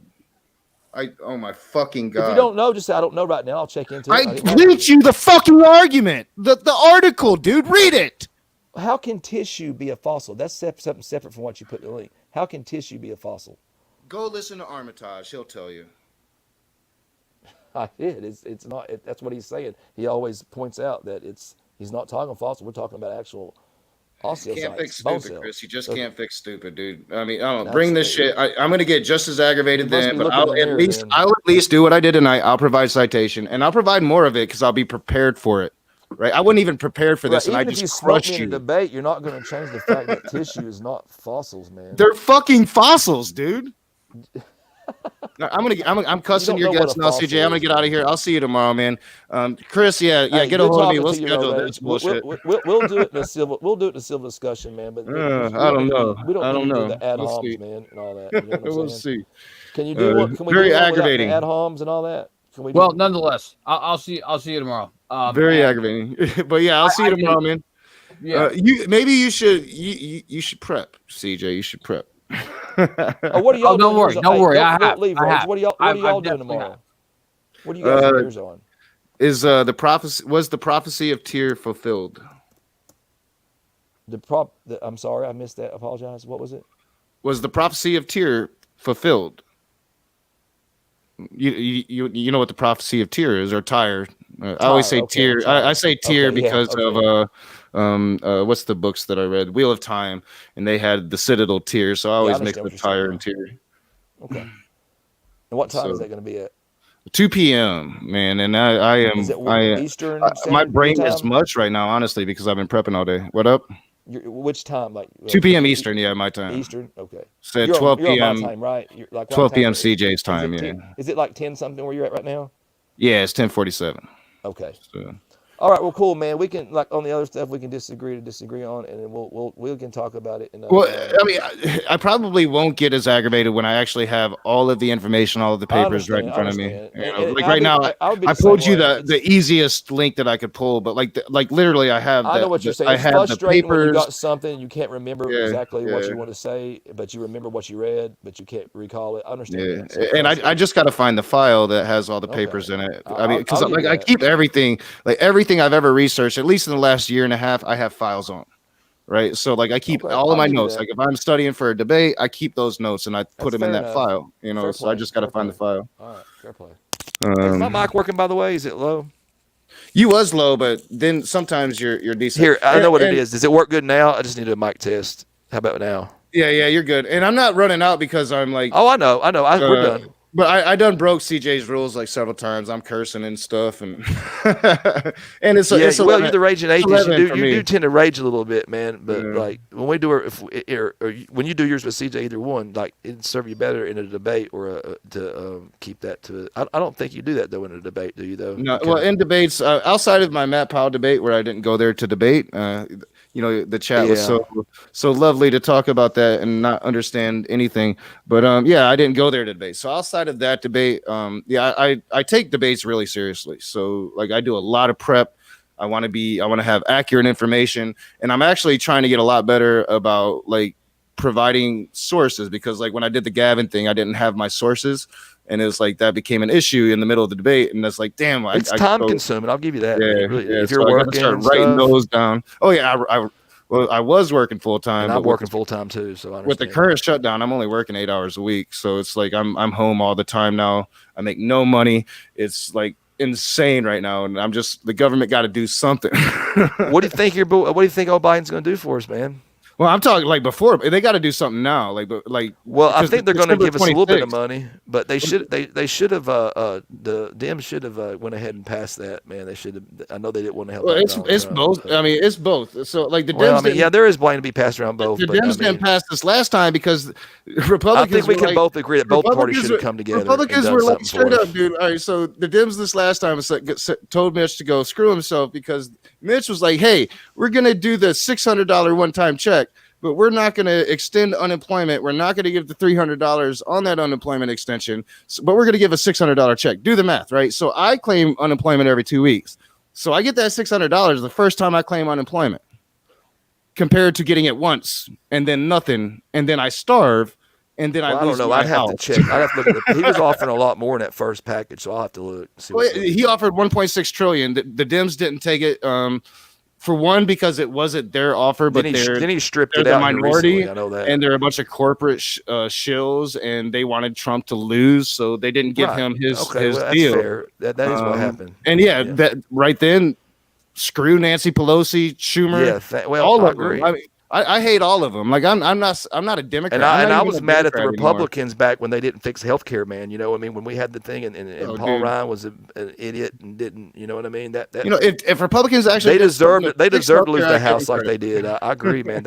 They deserved to lose it back then, and I'm glad they did because man, they didn't do their job. They deserve to lose it all now because they're all a bunch of fascists trying to overturn the Constitution, trying to take away a free and fair You election. toss that word out, fascist, a little too much, man. I mean, is it not clearly fascist to say, "Hey, we don't agree with the results in 4 states that's not our own, so we want to overturn all those votes"? Is that not what is? That's Well, I not mean, if the evidence is there, it's not fascism. If it's There not, then isn't the evidence there. Then the courts will. They'll But throw there it is out. no. He's 1 for 51. We can't. You're not supposed to be talking about that. I don't want to mess his stream up. YouTube's got policies on that now, so we shouldn't even be talking. Really? About I don't even Yeah. know. Like You're everybody's not, going crazy about it. You know why they're You all going can't say crazy? anything Ho? about it being the dude the keeps F lying word. about everything. Yeah, you can't say the F word. He's trying to. I say the F word all the time. I don't know what you're talking about, dude. No, not F-U-C-K. I'm talking about something else. Fascist. Like- I say that all the time. No, not that word. Like F-A-K-E word. You can't say that because like YouTube's gonna Fake? stop. Yeah, they're gonna stop if you try to say anything about the election being fake or being fraud, fraud. the F word fraud. Because they're the president of the removing it. United States is trying to start a civil war, dude. They're talking Well, about I'm just secession telling. now. Okay, whether for whatever reason, I'm just saying that so we don't get like his The channel. new flagged or anything. Confederacy. I They're mean, gonna like, let are you all the serious? videos from the past stay on there, but new ones. I'm just trying to. The South not will get rise his- again. I always thought that was just a term. Trump will rise again, though. I'll give you They're that. talking secession, dude. They're talking secession because they lost California was everything. talking about they need to succeed from the begin with. Well, I mean, they'd be they're- okay. They're like the 4th pulling largest us- economy in the world. Why they in debt Fair, for then? I've been pretty clear on my personal position that I think that the United States should break up, so I'm not opposed to secession at all. So you're not a conservative constitutionalist. No, absolutely, I'm a conservative constitutionalist. But the thing is, the Constitution, in the original Constitution at least, it nowhere says anything about the lack of an ability to secede. In fact, it was predicated on your ability to secede. That's what we did to the British. The idea that a state doesn't have a right to secede, in my opinion, is absurd. That is ridiculous. Why? If the people have the right to govern themselves, then they should have the right to say, "Hey, this, whatever this is, I'm not down with it anymore." I'll tell you one thing: people are moving to my but- state in droves, man. In droves, So if you're going to unfortunately. secede from the union, are you going to then do civil rights atrocities? Because then it would be the moral thing to stop you. If you're going to secede from the union and you're not going to take from the resources from the rest of the union, you're going to be little old Texas and just do everything on your own. That's fine with me. I don't care. Yeah, I think constitutionally you're within your bounds. Now, if you're going to secede from the union and then commit moral atrocities, well, then we have another issue. Well, Look how far what California's in atrocities debt, Texas though. commit? That's the problem. They're needing money to be bailed out, man. That's the problem. So What? California's Well, in debt. I don't know much about California politics. I know that they have one of the largest economies, but yeah, I think that they're. I don't think they're government. Well, they're like government- America. We have a great economy, but look how far we're Yeah. 27 trillion or something and counting. It's Well, terrible, you man. know where a lot of that comes from, right? Well, Obama doubled it, but I mean, Trump a lot of that comes from Trump. Trump's outpacing Obama, my dude. Well, he had to rebuild the military that he didn't build up, so that was rebuild the military. Well, I mean, that's where if you look where the money was spent, that's where it was spent. Where they got what used in the right places, that's what it was allocated. Really, for. I mean, I don't know. I've had a lot of words about Trump's economic policy. I'm not going to lie. He is. I mean, even without COVID, he still managed to have a $964 billion. Are you a Christian? Are you a conservative? They're all everyone that gets in there, Republican or Democrat. I don't understand conservatives anymore. They're going to keep spinning like crazy. When it comes to, I'm not dogmatic when it comes to politics, man. I mean, I'm the best person in there to do the job. I don't care. Well, hang on. To be fair, that is actually a good question, because it's the same thing as like when people apply the term liberal, right? You're a liberal and Hillary Clinton is a liberal, and yet you guys probably do not see yourself on the same team, right? I'm not a liberal. Well, in the modern American colloquial, you are, just like in the modern American colloquial conservative. No, I would call like Nancy Pelosi a modern liberal. I'm definitely a progressive, more socialist. Well, right, but that's what I'm saying is like now you're starting. Liberals are not socialist. Like, that's talking about. You understand that liberals are not nowhere close to being socialist, right? Well, you're completely missing my point. So the point is that like there is a dichotomy in this country as far as the colloquial understanding is concerned, right? You're either conservative or you're liberal, right? No, you're on the liberal side of that. You're talking about the idiocy of America that don't understand basic. That's exactly my point. Philosophy. Liberal is no. I'm not a liberal. I mean, I understand what I am. I'm a socialist. I'm right. Not a liberal. That 100% makes my point, though, because that is literally exactly what I'm saying. Colloquially, there is a lot of conservatives, quote unquote, but that can mean like 7 or 8 different things. I don't like using that term. 7 or 8 different things for your colloquial liberal. I mean, I don't like using that term for it because colloquial indicates like that you could be right? Like no. Colloquial just when we have a conversation about the colloquial use of atheism, for instance, right? That's a conversation to use the word colloquial. When we're talking about people not understanding political philosophy and saying that liberals are socialists, like right now, the conservatives are going around saying that Joe Biden's a socialist. No, that's not a colloquial. I mean, use to be fair, that is equally as just ignorant your as stupidity and pure propaganda is all it is. It's the same way on both sides, though, and you're still not actually like grasping the point. When I call Trump a fascist, I literally lay it out why I call Trump a fascist. And even if you're a supporter and you don't understand that you're supporting fascism, man, I laid it out. Go look at the definition. I'm actually very well acquainted with what fascism is because it was a quite interesting philosophy to me because of the fact that everybody threw it around. I wanted to know what exactly it was, and it's definitely not Donald Trump. Oh, it definitely is. He fits it to a T. No, Donald Trump at best is the exact same thing that we have had the last 4 presidents: Clinton, Obama, the Bushes, right? Again, I would regular. I'd have to get my information on this. I can't really speak to this right now. I mean, straight up, his policies are. We'll have a debate on this. We should. Was Trump a fascist? We should, because frankly, I mean, fascism is a very particular ideology that makes a lot of very specific claims. Oh, no, none of which Donald Trump does. My next video on that I'm going to implant into the series, I'm already working out the dynamics of it, is I go through the 16 major aspects and qualities of fascism. And it's because the last time I just took the definition and then I showed where Trump fit that definition. This time I'm going to take the 16 major qualities of fascism and I'm going to relay that to Donald Trump. And it's going to be very easy. very, very you can go ahead and do it if you want, I guess, but like I said, that is equally as fallacious as claiming. No, he literally shows fascist tendencies. When he was locking up children on the southern border, that was fascism. When he was arresting protesters in Seattle in unmarked vans, not reading them their rights, taking them to detention centers, unmarked detention centers, that's fascism. All right, so hang on. There's multiple things. First off, that's not fascism. That's not the definition of any political ideology whatsoever. Okay, that's just simply totalitarianism. You can be a communist totalitarian. You can be a Republican totalitarian, a monarchian totalitarian, right? That simply is if part of the definition of 100% accurate, part of the definition of fascism is arresting your political opposition. The people he was arresting in Seattle was his political opposition. He has also talked about arresting his direct political opposition, like Joe Biden, several times. That's fascism. Tons of people from tons of other ideologies across the world, like, right? That doesn't actually say anything. Part of the definition of fascism, though. it could potentially be. I'm not denying that. I'm talking the literal definition of fascism. No, I know, but let me actually say what I'm trying to say, though, because like the point that you're making is not actually relevant to the definition. Like I said, a king who is not a fascist, right? A king is a monarchian, or monarchist, whatever you would say, right? Kings can arrest their political opposition. Communists can arrest political opposition. Military dictators can arrest military, right? That doesn't actually say anything at all. The rest of the definition, that's one part of the definition, CJ.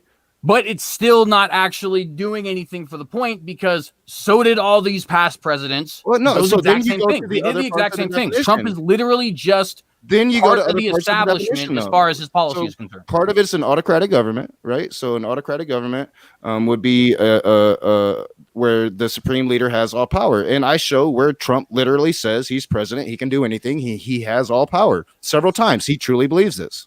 Okay, but again, that's not differentiating him from any of the past 4 presidents of the United States.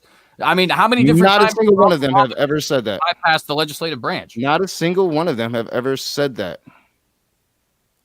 Not ever. Hang on. No, hold on. George W. Bush thought that he had absolute power. That is so false.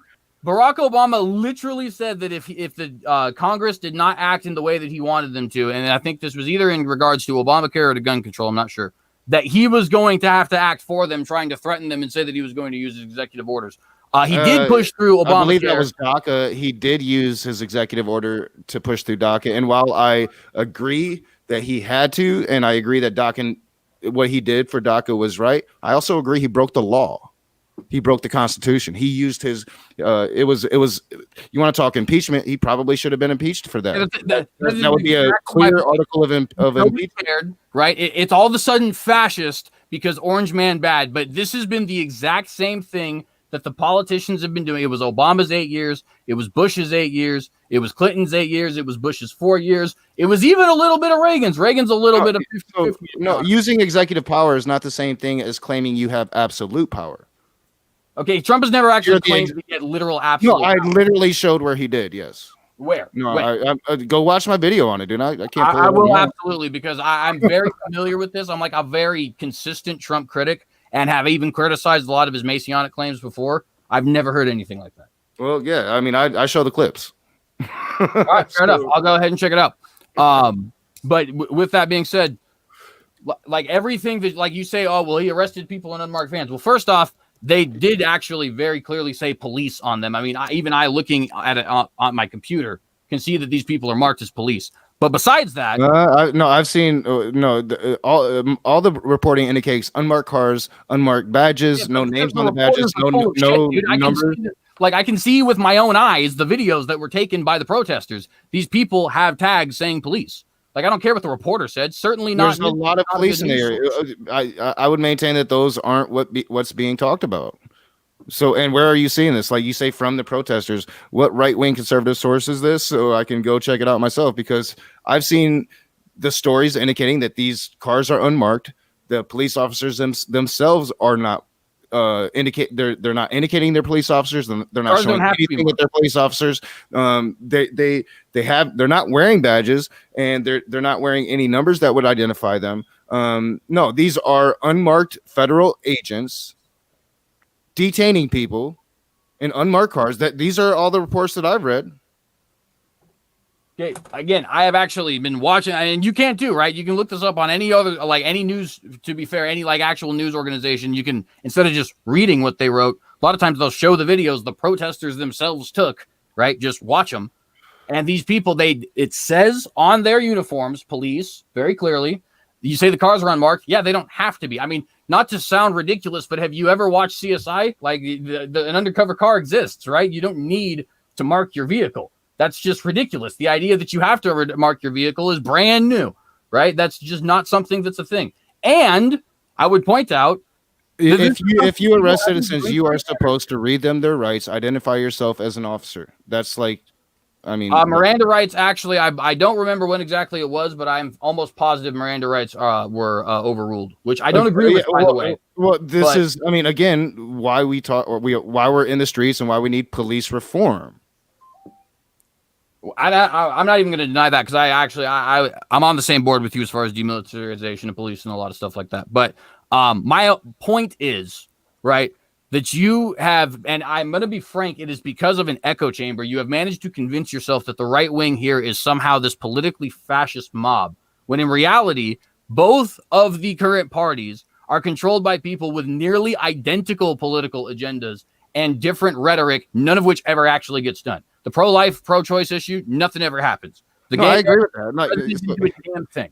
You say I've convinced myself within an echo chamber. No, I've looked at the data and I've come to a reasonable conclusion. No, I agree. Both parties are oligarchs and they're ruled by pretty much the same business people. Now, not always the same. Fossil fuels tend to go more to the right. The left will make up with it with green energy, and that shit's corrupt. Don't get me started on that. So the point being is Trump is something different. Trump has fundamentally changed the dynamics of the Republican Party itself, even more so than the Tea Party did. The Tea Party laid the foundations for what we're seeing happen, and that is Tea Party was just constitutional. I'm sorry, you guys are the ones that's actually inside that echo chamber and unable to see the actual truth of it. That's why a person like me that can sit here and point out actual fascist things that Trump does, and you can say no, not a fascist, because you're inside of that echo chamber. No, I can see the Republican Party. The only thing I've actually I can see the Republican Party for what it should be because I used to be that back when I was raised a conservative Republican in North Carolina. What I see of the Republican Party now is not that. How is it that you can disagree with the Tea Party? Because the Tea Party literally stood for everything the Republican Party is supposed to be. The godfather of the Tea Party is Ron Paul, one of the biggest small government guys. Fundamental extremists. They pretended to be like they pretended to be something that they weren't, which is kind of libertarian, and they wanted to bring in the grassroots populist elements of both the right and the left. And they weren't that. They were the right, and they have been. They took over the Republican Party well before Donald Trump got there. They're political extremists. I mean, it's very easy to look at the Tea Party and see that. It's not easy if you're the one actually inside of an echo chamber. I didn't bring echo chambers into this. You put that label on me. And usually when somebody uses that label, it's projection. No, absolutely not, because there's a couple things I have to point out. First off, I would really like to know, and definitely if you'd like to just, whatever the word is, to explain more about what you mean by extremist, because if you mean extremist as in they want some extreme sort of change, then yeah, absolutely. I mean, AOC and Ron Paul are about equal in their level of extremism. Because of the Tea Party, we have literal open carry throughout a good chunk of the United States now. Here where I live, I have to deal with people carrying around firearms like we live back in the Wild West. That I would consider that political extremism. The Constitution don't grant rights for you to just be carrying around murder weapons. It literally does. No, it literally doesn't. It explicitly does in the Second Amendment. No, that it doesn't in the Second Amendment. It literally gives militias the right to carry weapons. No, it is giving you the right to form a militia as well as a Republican Supreme Court interpreted the Second Amendment to give it an individual right. This is American history. You know this. Don't pretend like you don't. Say that again. A Republican Supreme Court interpreted it to give it an individual right. Interpreted the Second Amendment to give it an individual right. No, that's false. You know that. It doesn't say that in the Second Amendment. The Founding Fathers explicitly said that this, as a matter of fact, the Founding Fathers, not only did they explicitly want this to be used for all of the citizenry, but their reason, as stated by themselves, was so that the United States citizenry could fight the United States government. In fact, Thomas Jefferson has been quoted saying every 1 to 200 years it would be necessary for the citizens to overthrow their government. You want to talk about an extremist? The man who wrote our Declaration of Independence would be arrested in the modern day. That's a fact, by the way. Like that's just a straight up fact. Like these people rioted over a 2.5% tax on tea, my friend. Like they were not moderates by any stretch of the imagination. They were. In its June 26th decision, a 5-4 majority of the Supreme Court ruled the Second Amendment confers an individual right to keep and bear arms, and that the D.C. provisions banning handguns and requiring firearms in the home, disassembled or locked, violate this right. Okay, the fact that they ruled against a D.C. ruling doesn't mean that that's the way that before that particular moment, the Second Amendment was never interpreted that way. That's not how that works. This straight up is telling me exactly what I said. The Supreme Court conferred the interpretation of an individual right to keep and bear arms. Let's look at the actual Second Amendment itself. Okay, but hang on though. That's not the same thing. The Supreme Court defending your right and ruling that indeed you do have an individual right is not the same thing as saying, and before this, nobody actually thought you had an individual right. The founders themselves explicitly laid out that it was an individual I might be back. I'm gonna let y'all do the politics thing for a minute. I'm gonna bounce. I'm not much into. Yeah, I'm not gonna be here too much longer because I got to go to bed myself. But I mean, a Second Amendment. You, man, we'll catch up later on that other stuff. Yeah. Thanks for having me, CJ. If you're still doing a stream here a little bit later, I'll probably bounce back. Yeah, absolutely. Well, I mean, probably not, to be honest with you, unless somebody else jumps in. Okay. Just because, it is a live stream. Whenever the conversation dies, the conversation dies. Yeah. Right. That's I usually how it don't goes. want to leave without saying bye. I wish I had longer because I can usually argue this stuff all night, but it's 11 o'clock for me. If I don't go to bed, I'll be crap tomorrow. Politics is out of my wheelhouse. I don't. I mean, politics is everything, Chris Keith. No, I'm just talking about like in the past. You know what I mean? Studied the things in the past. I mean, I'm familiar with recent politics. But okay, you guys take care, man, and I'll talk to you later. All right, man. And I fully want to state that I understand that I'm an extremist when it comes to the gun issue. So most people don't agree with me, but this is what I see. This is what the information I process. The Second Amendment says a well-regulated militia, being necessary to the security of a free state, the right of the people to keep and bear arms shall not be infringed. This is all one sentence. Me and John disagrees with me on this, by the way. He thinks that these are all separate individual statements, individual rights, I guess. I don't read it that way. I read a sentence. I read one sentence with commas, and it starts with a well-regulated militia. So it's stating militias have the right to bear arms. That militia gives you your right to have something against that government. The problem with that, though, is I don't believe in militias because the data tells me that militias are wrong. I live here in Michigan. We have several of them. They're terrorists, right? Like they're crazy. So I believe that the Second Amendment needs to be looked at, and we need to determine what's just the right thing to do here in the modern world. Now, I understand that most people have grown up with their guns. I grew up with guns. I don't think I've got brothers that have guns. My brother's he's a professional shooter. I don't know what he does, but he makes money doing it, and more power to him. We don't really talk much anymore, my youngest brother, about because of this issue, because I'm so extreme on it. But I understand that in a real world, like, people are going to have their guns. We just need to be smart about it. And I don't think walking around with your AKs in public is smart about it. Well, so I would say a couple things. I would say the first off, that when I read that, I definitely come to the same conclusion that John does. I think it's clear that it is stating both the right to have a militia as well as the individual right to keep and bear firearms. That is how that Supreme Court that I read before I went here interpreted it. So now that's constitutional law now. So I can't disagree with that, CJ, and I'm not. But I'm telling you, I read something different. I'm a writer. I understand sentences, and I understand the purpose of a sentence. It's one statement. A sentence makes one statement, and that's what this is doing. Right, but you notice how you look at this, right? It says a well-regulated militia, and it says why you need a well-regulated militia, right? Being necessary for the security of a free state. And then it says the right of the people to keep and bear arms, right? Notice it doesn't say because of this well-regulated militia or within this well-regulated militia or something along those lines, something that clearly communicates that it is within the confines of this well-regulated militia that you have. You understand, you have to understand the context of the era it was written as well. They didn't have mass manufacturing of guns. You were talking about, I believe they were still muzzle loading their weaponry. And weaponry was usually delegated to sources of authority, which would have been the militias, because back then that's what they had. I mean, in fact, just to give it a perfect example of that, one of the biggest reasons why we had a problem in the United States Civil War, meaning by which I mean like the Confederacy was able to arm itself so quick because they all had guns. Yeah, well, that's a bit after the Constitution. There was a surge. It was in the Wild West when the Remington came out, and that was like a revolution of firearms. And yeah, that's when we started to get mass manufacturing of firearms, like around that area. I'm not talking Civil War era. We're talking Constitution. When did they write the Constitution? What I'm saying is in Constitution era, Civil War era, that 90-year period that's in between then, throughout that's a long time when it comes to technology. Every man had a military grades weapon. That's a very long time when it comes to technology. You know this. No, and that's why I used the terminology that I did. I said military grade weapon, because what I'm saying is that the weapon that the military had, the people, virtually every man had an equivalent to that. Sure, because that's how it was, and there was very few people. We live in modern times. I'm not saying that right now you're on the right of the constitutional argument, without a doubt.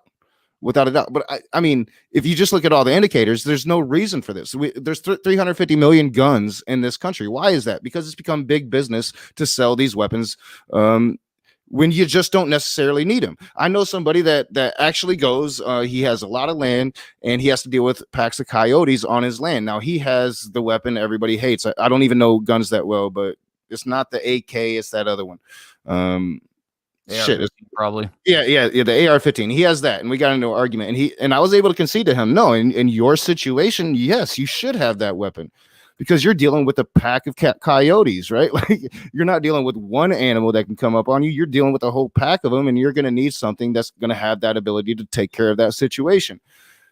Everybody doesn't need one, though. Like, you're not going to, in this modern day, you're not going to stand against our military. If our military decides to go against its people, do you think we're going to actually be able to stop them with our shotguns? I mean, I know that you want people to have tanks. And if you're going to go that far, and I would say constitutionally, I would probably agree with you. If we're going to, I mean, if the point of the Constitution is to be able to infringe against, to be able to stand against a government that's going to be infringing upon our rights, then you have to have the equal might of that government. If you don't, not true. The amendment's mute. I actually agree with the rage there. Honestly, I firmly believe that you do actually have the right, because that's what the founders intended, is for the people to have military grades weaponry. Yeah, and when it was written, they had what the army had, right? Yeah, but the problem with that is that, in my opinion, if the entire, let's say, like, how many people are there in the military? Roughly like a few million.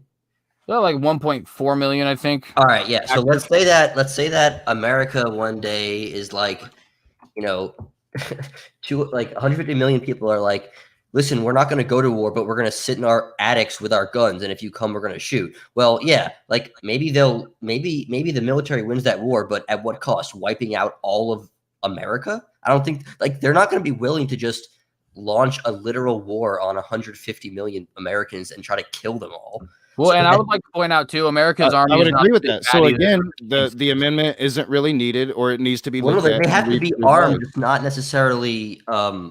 I believe that all of the Constitution needs to be looked at. We shouldn't.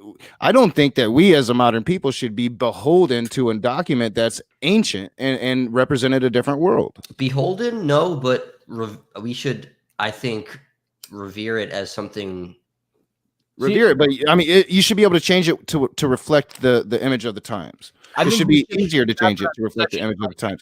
It's easy for for the oligarchy to change it, right? Like, it was easy for business to use their money to influence politicians to change the Constitution they wanted to under Citizens United, when they made money literal speech.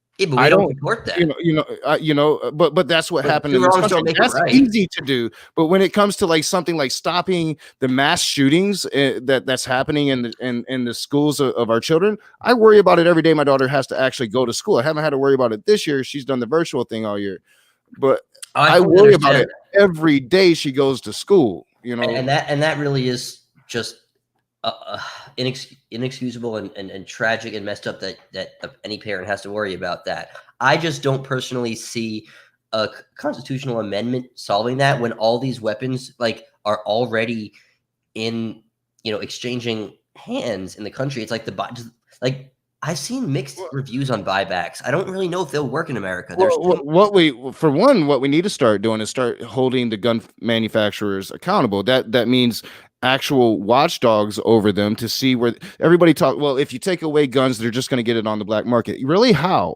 Because very little of those guns are coming from like being stolen. The gun manufacturers are making extra weapons and selling them. There's no. How many are already in circulation there's already so many in circulation that have left the hands of the manufacturers? Like, guns don't go. Yeah, but guns don't expire. You don't fix a problem by continuing to ignore it. Yeah, that's never going to fix a problem. Guns don't expire generally, right?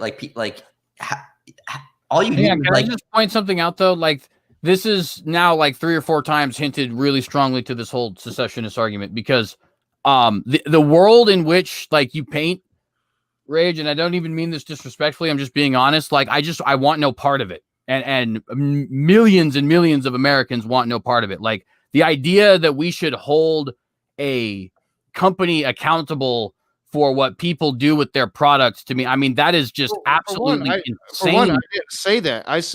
I started with regulation. You said that, yeah. Yeah, I started with regulation. I'm saying, where are these illegal weapons that are on the black markets coming from? Because they're getting made by the manufacturers. You're just, there's people who sell guns. Like, I mean, come on, you've been around people who, like, there's no regulation there, CJ. There's nothing. Right? Like, it's not that difficult. Hey, man, I got a gun. You want it? Like, it's that easy. It's literally that easy. No, I agree with Rage on this in the fact that there should be increased regulation on gun manufacturers and arms dealers. I just don't think that regulation is going to take whatever the mass school shooting number is per year in America really significantly down, because if you want to take that number down, what you aren't, in my opinion, you do the conservative argument. If people are going to have guns and the ability to come into school with guns, then teachers need to be trained to defend children from those monsters. I'm totally down for that. It's a really tricky one for me. I don't have an answer either way, but it's a tricky and as long as they're well trained. Like, don't not like police training. Like, really train them. I get that, and I think that approach does make sense. I just personally don't know what the answer is. I don't have any answer that I can say that I'm confident. What I don't agree with is like veterans being hired to do it in schools, because a lot of these people, no fault of their own, suffer from mental illness, and I don't want that. I agree with that. I think that's a weird solution. It's trying to like kill two birds with one stone. And I think it just causes the potential of more problems arising from it. It's just too. Yeah, but I think we're probably in agreement on that. Like, that's nothing against the veterans. It's not really an appropriate utilization, in my opinion. But and now if they've passed all the site checks, they're mentally healthy. Oh, sure. That's one discussion. That's a different discussion, I should say. Right. That's what I'm saying. Like, people have this view, like, because I say I'm a socialist. Well, I'm just like new to that, and I'm still discovering where I fall within that. I'm a worker, dude.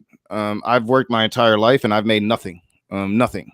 I've worked hard and I've made nothing. I have nothing to show for it. And I've worked hard my entire life. I don't miss work.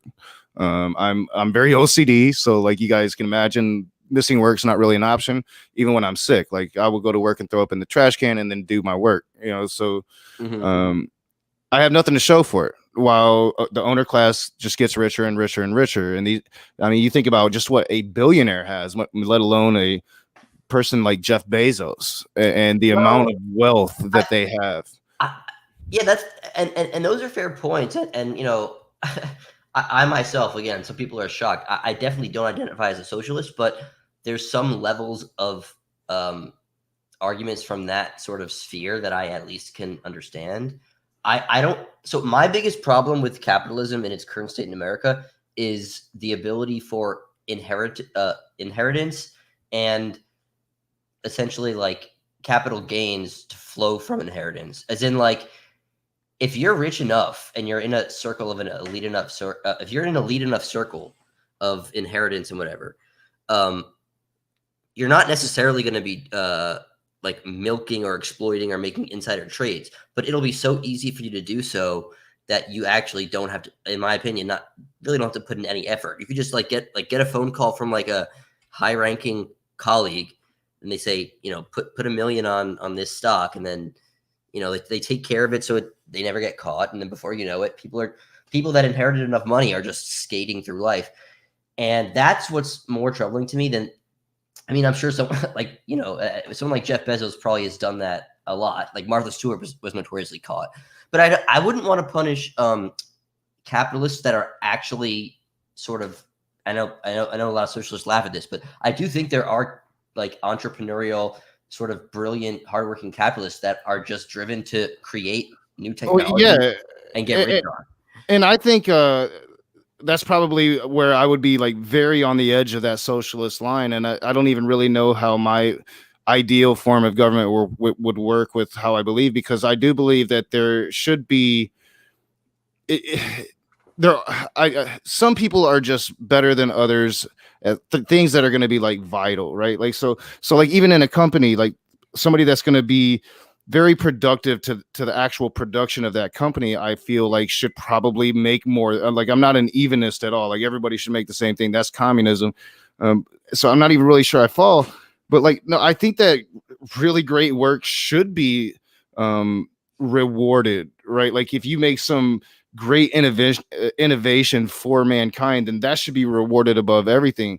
I think like teachers that teach children should be rewarded a lot more than they are under the current system. Yep, you know, I like, agree with that. Absolutely, teachers are so underpaid in this country. Oh yeah, it's crazy. But to be clear, I think that's just like a sort of a strange result of so many different things. Like, I see some things like Citizens United or like the oil industry, right? And I see like, okay, it's pretty clear like who was behind that sort of.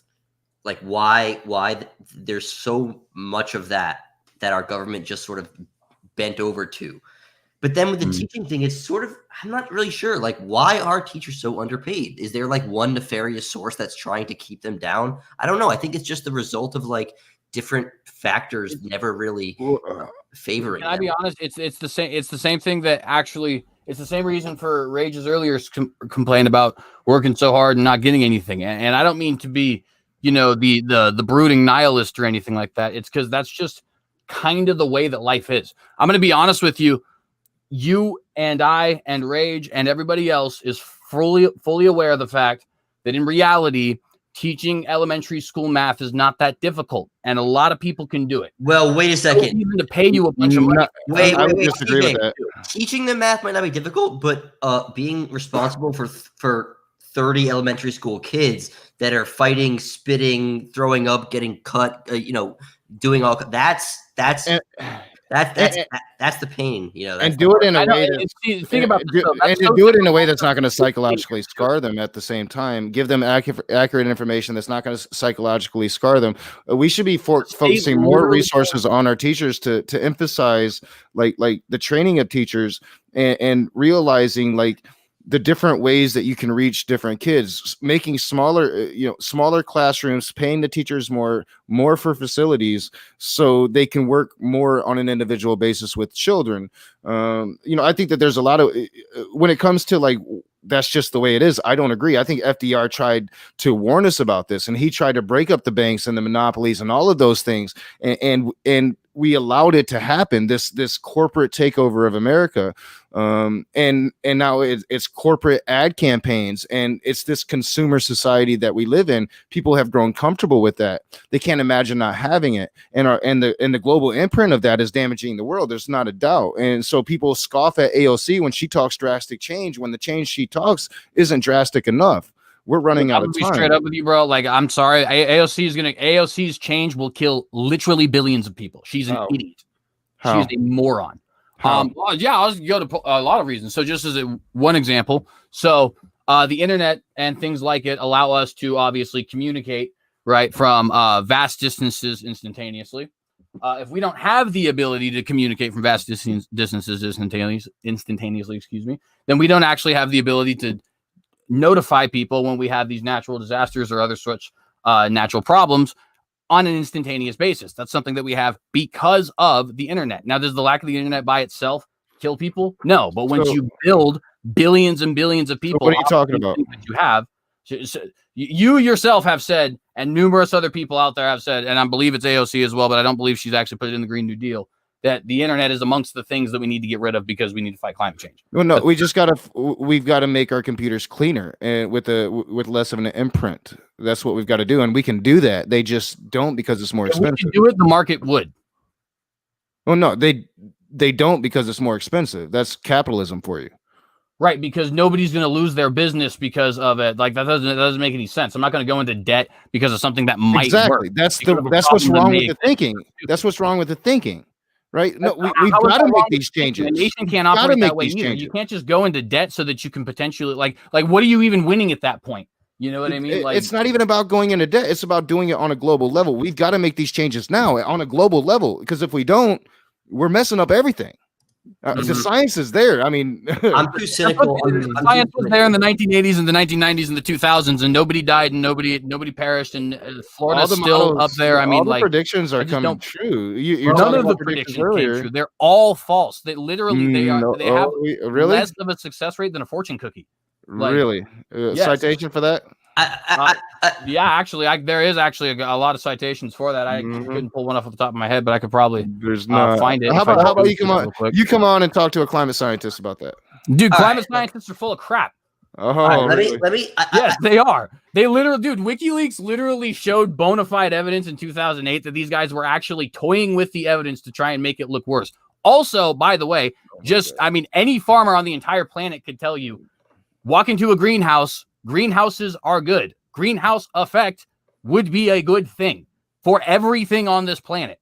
We know this because we actually had more carbon per parts per million, or whatever they call it, back in the old days when we had things that were huge and massive abundances of life all throughout the planet, right? During the times of like the dinosaurs and the ice age and all this other sort of stuff. That is like very easily discernible fact, but they want to have us believe somehow that this is a terrible problem because we have twice the carbons per million or something like that as we did 20 years ago, even though it's not even 1/20th of what it was when we were in our most prosperous times. Like, climate scientists are that's another scientists one. who will kill millions of people. Science, that's crap another science debate. and will kill millions of people. Mark my words. Will kill millions of people.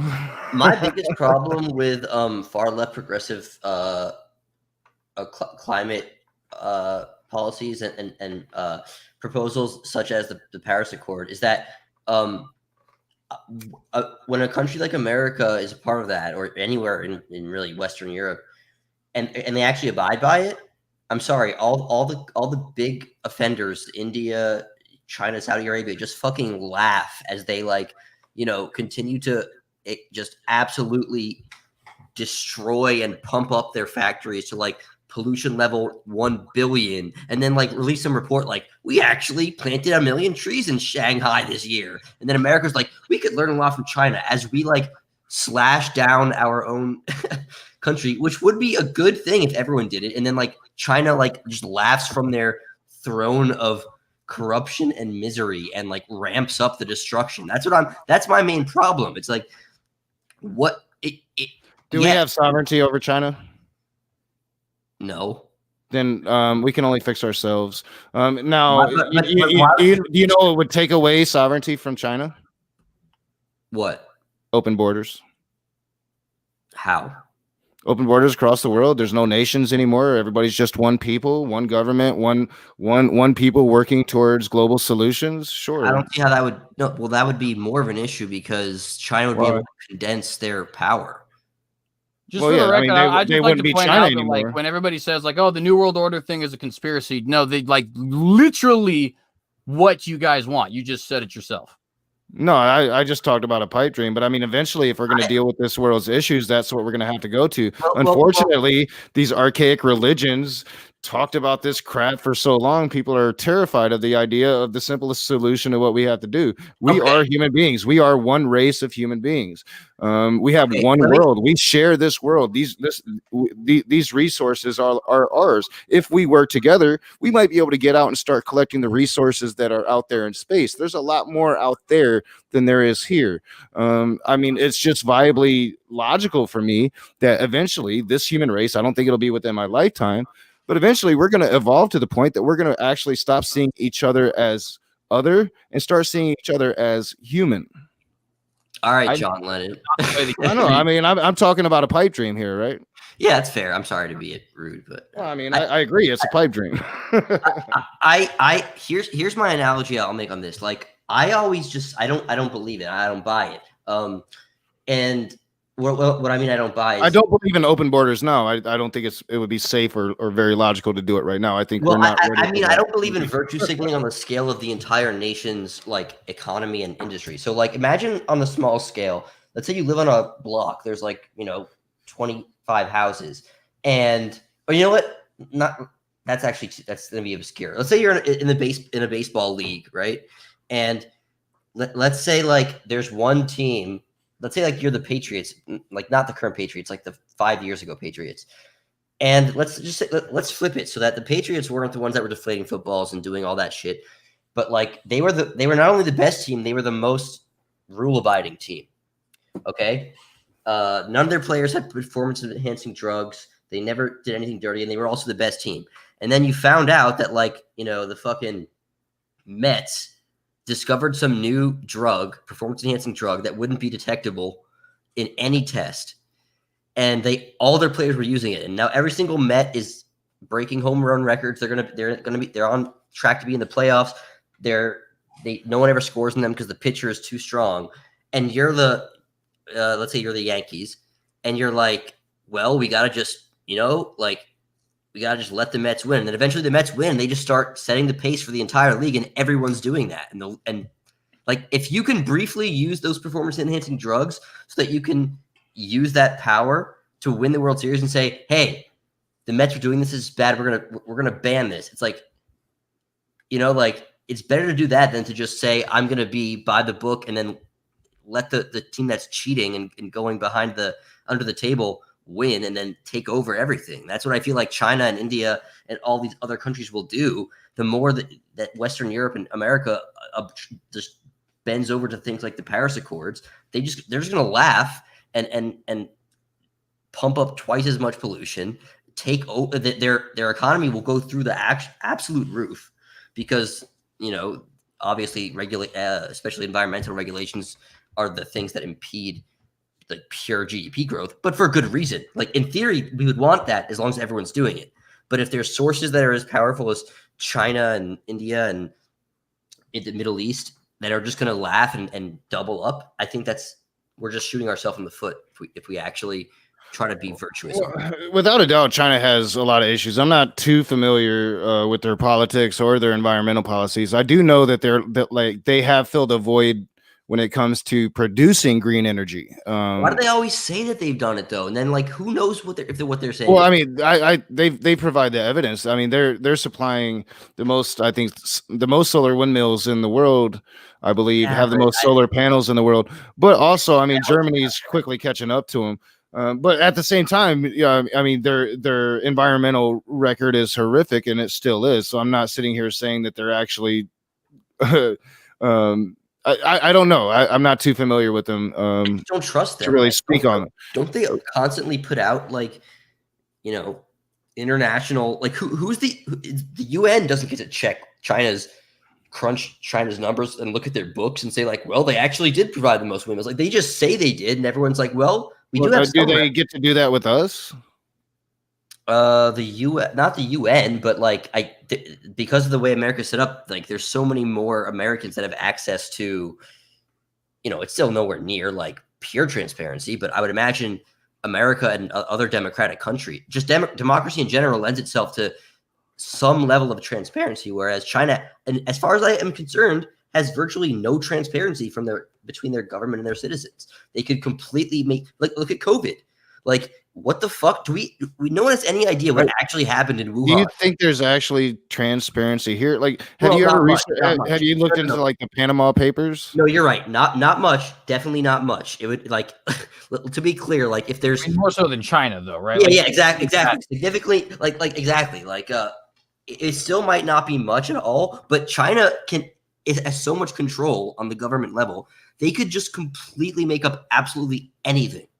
As far as I see it, why couldn't they just say last year we had 0 cancer deaths in China? Like, what? Like, okay. Well, definitely. Well, and for one, like, I hope we're not going to call China's government communist, because they're not. Well, their new president's like a lifelong emperor or some shit like that. I'm not saying communist, but they're authoritarian. Oh yeah, well, that's what I'm saying. They definitely have an authoritarian government. They've definitely been, like, when it comes to like the business world, shady. They ban all kinds of like social media apps and ways to interact with the rest of the world.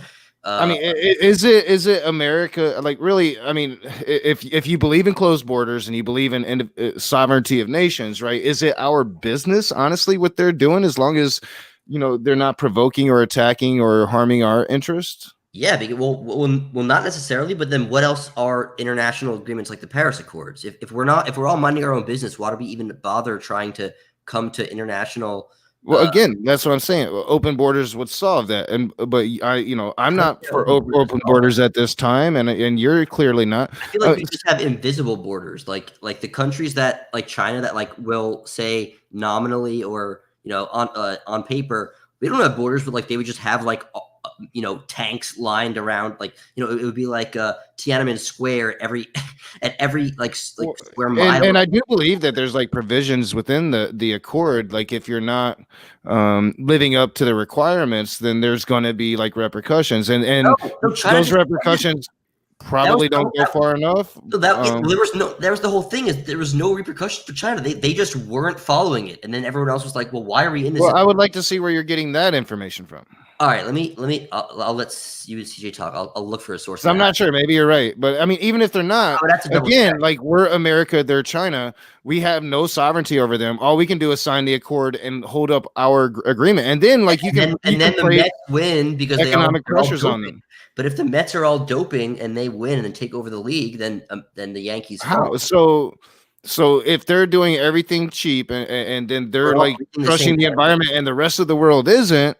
And then the rest of the world is like actually saying, hey, no, you're not doing anything. You're not doing what you're supposed to be doing. We're not going to trade with you anymore. We'll deal with just the rest of the world. You're on your little island. I think that would definitely take care of that. Trump tried that though, and everybody got mad at him. Like Trump tried to fight trade with China. The more China pollutes, the cheaper they're going to be able to trade with other countries. And like I said, Trump's an idiot. I mean, come on, the way he went about his trade war, you can't even. There's no arguments for it. Why? Because it was stupid, and he's cost a lot of jobs. He's cost a lot of farmers their livelihood. What you just described wouldn't, like, honestly, like a straight up embargo on China wouldn't cost jobs in a situation to where the whole world's doing it. No, it's not. Of course it would. How? Like, so you're talking about all those Chinese people. I mean, a lot of Chinese people who just having American companies getting out of the job. You're talking about a new economy where countries are going to actually put pressure on the other countries to live up to the accords, right? So wait, if thehill.com, all right, a very left-leaning resource. Look at this article. Nothing horrifies the intelligentsia more than President Trump's withdrawal from the Paris Agreement on climate change. But based on the new information on China's emissions, it increasingly looks like the president made the right call. Like, why? Because China's emissions increased. How does that mean he made the right call? Because if America falls so far behind by putting in regulations that it ultimately slash our economy. So we then pump up our emissions and momentarily we continue to damage. You don't understand this. We don't have time. We're on a timetable here. Well, that's why it's such a difficult issue in my opinion, because it's like if we're all going to die in 10 years, if we want to live on this planet, we got to fix it. We can't worry about China. We got to worry about ourselves. We don't have sovereignty over China. We're the United States. No, but that's the problem. What if imagine you were saying that, but you were like, a country like, I don't know,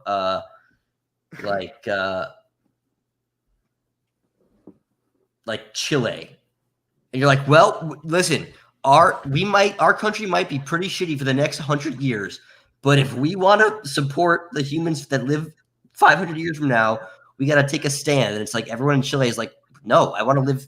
Why would I kill you want basically mass suicide, Jonesburg on a national level, Jonestown, because of some idea that maybe in 500 years from now, you'll be able to what your actions would have saved them. It's kind of like, maybe it's true, but you want to sell people on that? That's a little strange. And I don't think that I feel comfortable. What are you talking about? Starving millions of people. Well, no, enforcing regulations that more or less instantaneously lower their wages. And so by being in the Paris Accords and living up to trying to reduce emissions, millions are going to starve. Well, not starve, but they'll have lower. Well, that's what you said.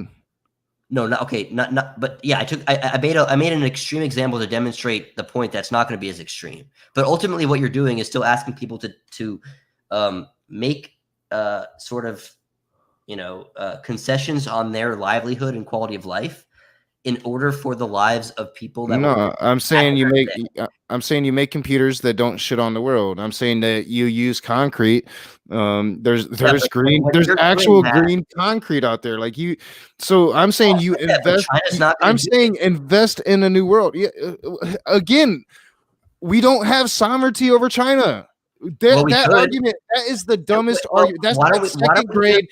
They're gonna do it, so I can do it. That's that argument, and that's the dumbest thing you can say. Well, I'm only saying that because I would say the end goal would be to become so powerful in the regulation-free America that we can just show up to China's front door and say, "Hey, bitch," and then smoke our cigar with our fucking regulation-free America. That I mean, so just maybe we can edge it along just fast enough that we actually see it in our lifetimes, the end of the human race. Seriously. No, maybe we can edge it along fast enough that we can show up to China's front door and say, fuck you, you know what, bow down, or we're gonna laser you off the planet and shoot you into Jupiter, and then the ball's in our court. Do that right now. Not without a nuclear a nuclear exactly we have the military power, to take over any country in the world that we wanted to. Not China.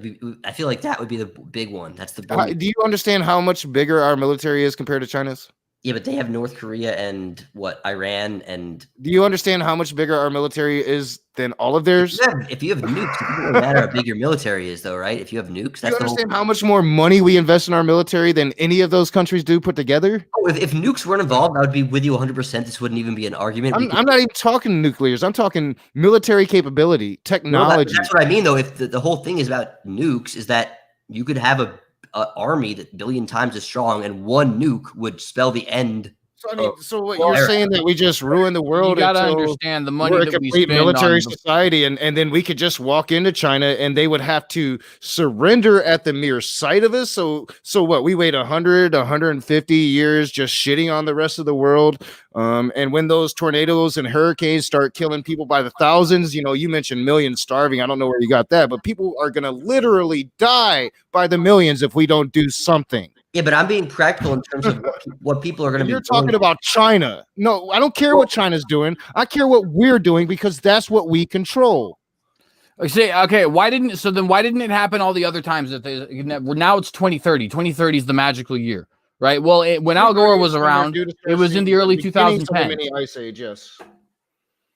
Yeah, so and then when Al Gore was around, it was in the early 2010s. We're going to be out of fresh water, and Cali's going to be under, and we're going to be out. Look at the science. I mean, I don't know where you see this stuff. I know politically that you are somewhere in some weird sites. I'm not sure, but go look at the science because all the models have been actually very, very accurate. Everything that they said is happening. Look at what's happening to Miami. Look at it. Look at the rise in the sea levels. All those models have come. They're actually happening faster than they thought. And sure, at first it was new science. There was a lot of bad science out there. That science have come a long way, and you need to look at it because it's very, very scary. Yeah, that's exactly what they were saying back in the day, bro. Literally, the United Nations in the 80s said that by the year 2000, ignore the problem. Just ignore it. I mean, we see species going extinct massively. We see species going extinct massively for lots of different reasons. None of it is climate change, though. Man-made climate change is a lie to try and push forward a political agenda. Okay, but not let's say you worked at a company and all of a sudden they're like, oh, the company's not going to survive unless you give up, let's start paying double whatever tax you pay now, and then they're like, you can either opt in or out, but if you don't opt in, the company will fail and everyone will perish. And then all of your other coworkers didn't opt in, and they're like, we're all rich now. We're all gonna, go have lobster dinners every night and laugh our way to the bank and buy Ferraris. And then you're like, I have to be a good person. I'm gonna pay double. And then your family struggles. You're not dying. You're not starving, but you guys you are already struggling. Now you're struggling twice as hard while the rest of the company is just partying. That's what I'm saying is who's going to be compelled by that? I don't think anyone is going to be. So it's not realistic to try to make people do that. I don't care what people are compelled by. I care what's happening. I care what's gonna happen. I'm gonna die before it even starts getting bad. My daughter will probably see the tornadoes. Maybe you don't know what the tornadoes are. So the tornadoes are going to be pop-up tornadoes everywhere. This is going to happen. You can walk outside, and all of a sudden, you're going to be swallowed up by a damn tornado, and it's going to happen very consistently. That's going to be the beginning of the bad. But then you're going to have just extreme cold weather to where areas of the world aren't going to be habitable. You're going to have a rise in the sea levels where areas of the world just aren't going to be inhabitable. There's going to be massive migration. There's going to be massive. You don't have to convince me. You don't have to convince me. You have to convince America. No. Well, that's what they're doing. But then people go and demonize people like AOC for saying the hard truths. But guess what? Well, no, AOC is the most. Guess what? AOC is like the most popular politician in the world right now. Everybody knows who AOC is. No. I'm not refuting that. But So, okay. Let's put it this way. She's winning. Okay, let me put it to you like this. Imagine if in the first week of January of this year, 2020, if Trump had said banning all international in and out travel of America and mandatory masks if you leave your home. People would have freaked the fuck out. Now, would that have been good in the long run? Yes, kind of like these climate change things. But if he laterally did that, the ensuing rage and the people that didn't approve of it would result in more harm than it would do good if they abided by it. That's how I feel about these extreme AOC level climate things. Because you know a bunch of redneck Trumpers who go out and kidnap governors with their AKs. I'm from like the bluest area of the U.S. But that's what you're talking about, though. That's what they do because they're stupid and they don't understand political philosophy. Well, stupid they people don't understand. Are dangerous. They deny science and just reject it out of hand, mainly due to their stupid religion that tells them, "Hey, the world works this way." And stupid people are still dangerous, though. Stupid people are still dangerous, though. Especially when you have one political party taking away the resources for education, demonizing education. Look at the last 4 years of what Betsy DeVos did to our educational system, and tell me that the Republican Party wants a smart population. What? Tell me that the Democratic Party wants a smart population. Wait, when did I ever say anything about that? I never said anything about that. Well, no, you're talking about the idiocy of America. No, I'm saying in retrospect. Think about this. In retrospect, let's say at the time, you know all those crazy people that went out and said like bar lives matter, and the people that like were like, I should be able to go to the bar, and they were like, look, I'm not gonna. I personally wear masks and believe in sanitizer and all that, but there was at least on some level in some small municipalities, there were people that were so outraged by certain regulations that they went farther than they would have if those regulations probably were never even put in place in the first place. That's what I'm saying. Is that the reaction? Yeah, honestly, I'm probably one of those people. I mean, I'm not. I don't get. frankly, this whole COVID thing is exactly the same thing as the climate change thing that we're trying to talk about. This idea that we're going to have all of your rights all of a sudden no longer apply because some people are scared of a little sniffle. It's bogus. Well, it's interesting because imagine this. Imagine they said we would like to request that everybody stop working, and then everyone else around you is like, we're going to keep working, and then they're all doing fine, and you're like, well, now I've had to sell my house, I've gone into debt. I've had to sell all my family stuff, and then everyone around you is like, no, we don't really care. We're not going to opt in, and then you're thinking like, well, I have to do the right thing. That doesn't bode well with people. They're not going to want to look around them and see everyone else ignoring these things while they have to suffer and endure them. So that's my position. It's not that it's a bad idea to invoke these. You wouldn't have had nearly the amount of people rebelling against the science if you didn't have an idiotic conspiracy theory president telling them to rebel against the science. He is still doing it today. That's not true at all because the vast majority of people who I know at least aren't even Trump fans, and they still weren't rebelling against this quote unquote science. And yeah, climate change denial was big. Well, libertarianism is a disease in this country. But not. I mean, you can claim that if you like, but you yourself rely on libertarian principles. You don't want to live under any of these totalitarian governments. You know it.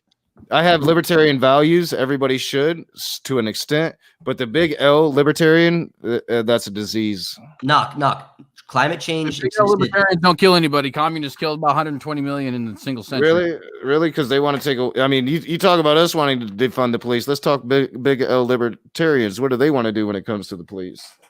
Well, to be fair, that actually depends. There's the constitutionalist libertarians like Ron Paul who want to demilitarize the police, get it down to be like more of a localized. No, thing. I'm talking big L libertarians. That he would be considered a big L libertarian. Big L libertarian is split between monarchianism, which is constitutionalism, and anarcho-capitalism. But not just to point out, climate change. Maybe your opinion on COVID. Yes, you could say crazy Trump made people crazy about COVID. Well, you don't have an argument for that for climate change. It's spanned. Whoever's denying it, whether they're crazy or not, this has spanned like how many? Like 10 presidents at this point. So you can't just say like, oh, climate change is just the result of one crazy guy telling them. It's not going anywhere. Both sides of the aisle are not going anywhere. And we have to realize that 10 presidents, climate change denial, people that have been saying it's not a big problem, I'd say have been around for around 40 years. Okay, maybe not 10 terms, maybe. That's what I meant. I mean, we're talking what, like 2000 when really climate science really took off, I believe. Okay, fine. 25 years, fine. But my point is, I don't think I don't think you're going to get people that are denying it or don't want to like submit to it. They're not going to go away with one convincing president. I think you're going to have. Well, no, a lot of denying climate science that comes from God. Okay, well, either way, I'm saying like you have to. I mean, that comes from their religion, and a lot of this foolish notions that are happening now are coming from their religions because their preachers are telling them not to wear the mask and to come to congregations and all of that. So yeah, it's not just the president, but it would certainly help if the president of the United States was actually promoting the science. Okay, but knock. The overarching point, I'll leave it at this. The overarching point is no matter how much you think these people are stupid, misinformed, crazy, delusional, indoctrinated, if they're still humans too and you believe in democracy, which I assume you do, maybe you don't, then you have, I'm sorry, like you have to take them into consideration. You can't just hand wave them and say like, oh, they're all crazy. Let's just forget about their vote and start the new world. It's like, well, if you ignore them too much, they're gonna get even more angry and they're gonna start. I wouldn't say I believe in democracy, but I do, like, as much as I talk about reforming the Constitution, I do understand the Constitution and I understand our system of government. I understand that the Constitution, first paragraph of the Constitution talks about government's responsibility for the public health. That's what government's there for. And if you have science, and I'm sorry, CJ, I know you're going to disagree with what I'm about to say, but if you have science that speaks to a true pandemic, I'm sorry, the flu was never a pandemic, but you're in an actual real pandemic situation where now we're having a 9/11 almost every single day because of this disease. Well, you have an issue, and it is up to the government to solve that issue, and it is up to a people to be responsible with this democracy and allow its government to do its job. Dude, let's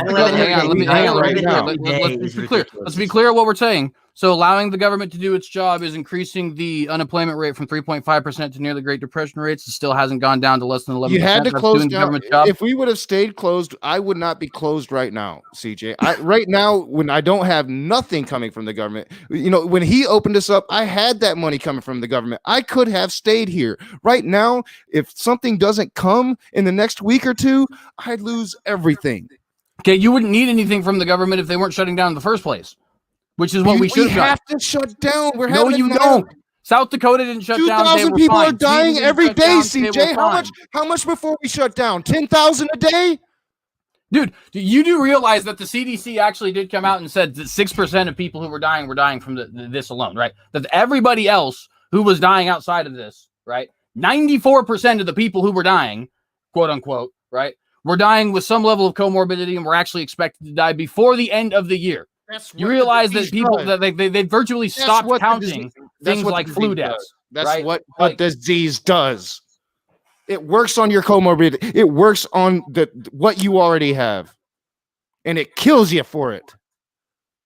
That's dying with COVID is not saying they're like, oh, you had COVID, therefore it must have actually been COVID because that's what the disease does. That's just not how it works. Part of it. Of course, it could be part of it. If it wasn't for that COVID, other comorbidities, but you would have died of those diabetes if it wasn't for that COVID. God damn it, CJ. It's that simple. 2,000 people a day. How many people got to die? I am at risk. I work on the front. Like, I deal with people every day. I've already had it. It's not fun. I'm fairly certain that I had it as well. I didn't have to go get diagnosed. If you had it, you would know. Trust me.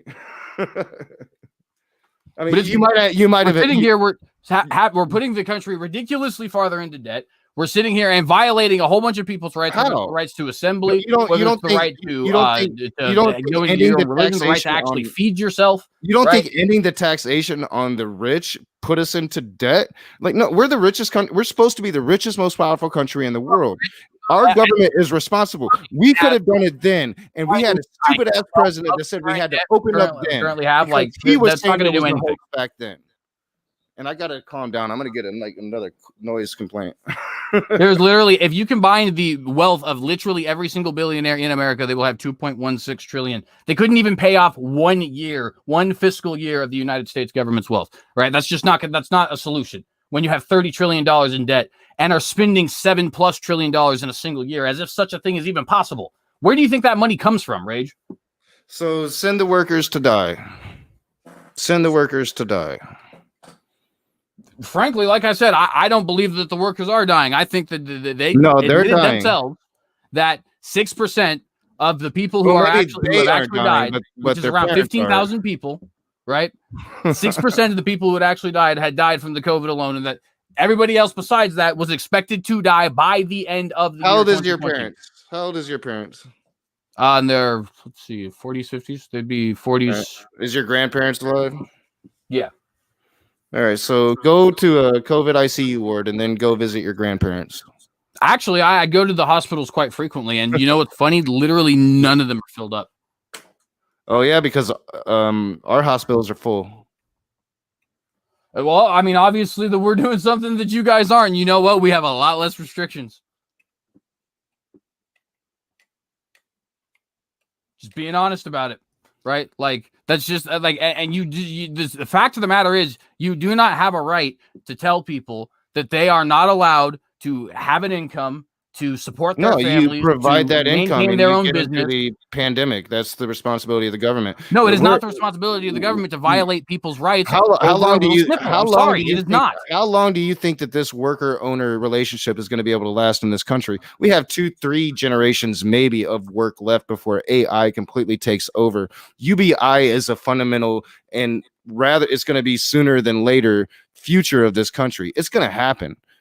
You're thinking along very old lines of send the workers to die. Do you think the rich are going to suffer, CJ? No, it's going to be me. Actually, you know, it's funny. You have all these lockdowns and all the rich are getting a lot richer. Elon Musk is like 90 billion. Jeff Bezos is up to like 170 billion. And also, interestingly enough, virtually all of them, the guys who own Google, Amazon, Apple, Microsoft, all of these dudes vote for Democrats. Just for the record, just saying. Right? They like guys like Joe Biden. They don't like guys like Ted Cruz. They fund both of them, and you don't really know who they vote for. I think Bill Gates leans to the left, but he's an oligarch. Jeff Bezos says he's lefty. He's an oligarch. Look at how he runs his company. You think slave wages, people on unemployment and food stamps is some you realize virtuous. The average wage of an Amazon employer is 30, or an Amazon employee. You also realize that they have You also realize they have a lot of employees that don't even make minimum wage, right? They take a lot of immigrant. They use a lot of illegal immigrant. I know that a lot of people do that kind of thing. It's been thoroughly exposed. Like I think 60 Minutes did an undercover story on it. Well, and like I said, I'm not going to necessarily deny that because I know outside of this country, people do, or even inside the country at Amazon, they were sending out vans recruiting illegal immigrants, so they didn't have to. Yeah, so like I just said, with illegal immigrants, because obviously, which by the way, isn't that interesting? You do always have people that are like, "Hey, well, who's going to do all these jobs that nobody wants to do?" Oh, you mean the jobs where they're literally not paying you the legal wages? Sounds to me like the Democrats want somebody who they kind of have as a slave labor force, but I digress on that. What do you mean by that? Democrats want them to be able to actually work real jobs and not have to hide and take these shitty jobs where they're being taken advantage of. They're not making the wages they deserve because they have to hide in the shadows. That's what we want. What are you talking about? sorry, I have to chuckle a little bit because it's like, you have these people who have been in power for so long, and yet this is apparently what they want. But when in reality, what they even say in their own rhetoric, right? For example, when they say, you get rid of the illegal immigrants, right? Remember this is something they say all the time. Then who's going to work all these menial labor jobs that none of the American citizens want to work, right? Which, for the record, is just complete hogwash. People will work them if the jobs are available. People work anything. I've worked some really crappy jobs in my life. Like the worst one was garbage route. I mean, it was terrible. I don't see how anybody does that. Nobody. Well, I feel it. I mean, I've worked in a packaging plant, you know what I mean? I used to work in a wine store in the world. But my point is just that, right? That whole argument is predicated on the fact that people who are illegal immigrants are willing to come here and take jobs that in the end are literally illegal, right? No, I think most illegal immigrants are coming here because there's this narrative of what America is supposed to be. I think a lot of them are here and are unpleasantly surprised at the reality of America when they get here because they were living in some dream of America. They get here and see the cesspool for what it is, and they get taken advantage of a lot of more times than not. And then they have to hide in the shadows. And they think it's worth breaking the law to get into this great nation that's going to allow them so much freedom and opportunity. And then they get here and there's none. And they have to go and take a $4 an hour job and possibly be raped and murdered. I mean, there's definitely a lot of rhetoric in that for sure. Like, for example, I glossed that up a little bit. I mean, and to be frank, I mean, like, it's not that difficult, okay, to come into this country legally. Like, it's really not. And like, we have all this talk about like, well, you can't, do this and that or the other thing when it comes to illegal. It's really hard now under Trump. So to be fair, it's really hard under Trump, like almost impossible under Trump, especially if you're a certain color. Okay, but you do understand why illegal immigration is a problem, right? Like, you understand why you don't necessarily want, number one, the massive. Sure, and I understand that there's ways to deal with illegal immigration outside of being complete monsters about it. I understand that a wall's not going to work. There's technology that's going to work a lot better than a wall. Right now, the main problem is there's already tunnels down there from the cartels. So a wall's not going to stop those people from coming in here. And most of our illegal drugs come in through the airports. That's just fact. They don't come from people crossing the border. Okay, so either way, none of that has anything to do with what I'm saying right now. How does deporting people who are breaking the law, how is that a travesty? Well, right? And how is enforcing those border laws by breaking the law? So if you mean they had a dream of America and they're coming here and they want to be good citizens, but they broke a law in crossing a border, well, then I think that's a different discussion than coming here and actually being a criminal and breaking the law, right? I would be willing to grant that if you would be legitimate, if you, unlike the majority of what the Democratic Party has done so far, would be actually willing to grant deportation of people who have come to this country illegally and then broken the law, then yeah, I'd be totally willing to make that compromise. But so far, the Democratic Party is not even willing to do that. No, I think that's like actually reasonable. So if you're going to come here, it shouldn't be really necessarily easy to become a citizen, and there should be a time process. Okay, and if you're waiting for citizenship, Trump tried to do that, and he was ousted as quote unquote racist. That was one of his policies. There was this whole. In fact, there's even Crowder does a whole thing about it. CNN. But no, the problem is they're talking to guys and they're like, "Hang on, you're fudging the information there." The problem is it wasn't just people coming in here and breaking actual laws. Coming in here illegally was breaking the law, and he was deporting them. That was part of the policy as well. He did actually have a policy where he was taking people specifically who had criminal records once they got here. I have to find the source. Obama did that. He was the deporter in chief. He deported more than anybody before Trump. Right, Trump's on pace. That was a big example of racism and fascism. When you just agreed, I mean, that's a perfectly reasonable idea. Like, if you're going to come here and start, getting, DUIs and theft charges and gang violence and all this other kind of stuff, right? And you weren't coming here under legal to begin with. So a DUI, I don't know if I deport somebody over a DUI. Come on, bro. DUIs kill people. DUIs kill people in almost the exact same numbers as most deadly weapons, including. I thought you were libertarian. Well, wait. If they're here illegally, what do you mean? Like, if you like, I don't know. At that point, it's like, are you adding to the country or taking? Like, you come in here legally and then you get a DUI while not being here legally. That to me just sounds like scoundrel behavior. Well, for one, so if you look at the statistics, most illegal immigrants don't come in here and just start breaking a lot of laws. They actually want to stay here. No, I they don't want to stay here.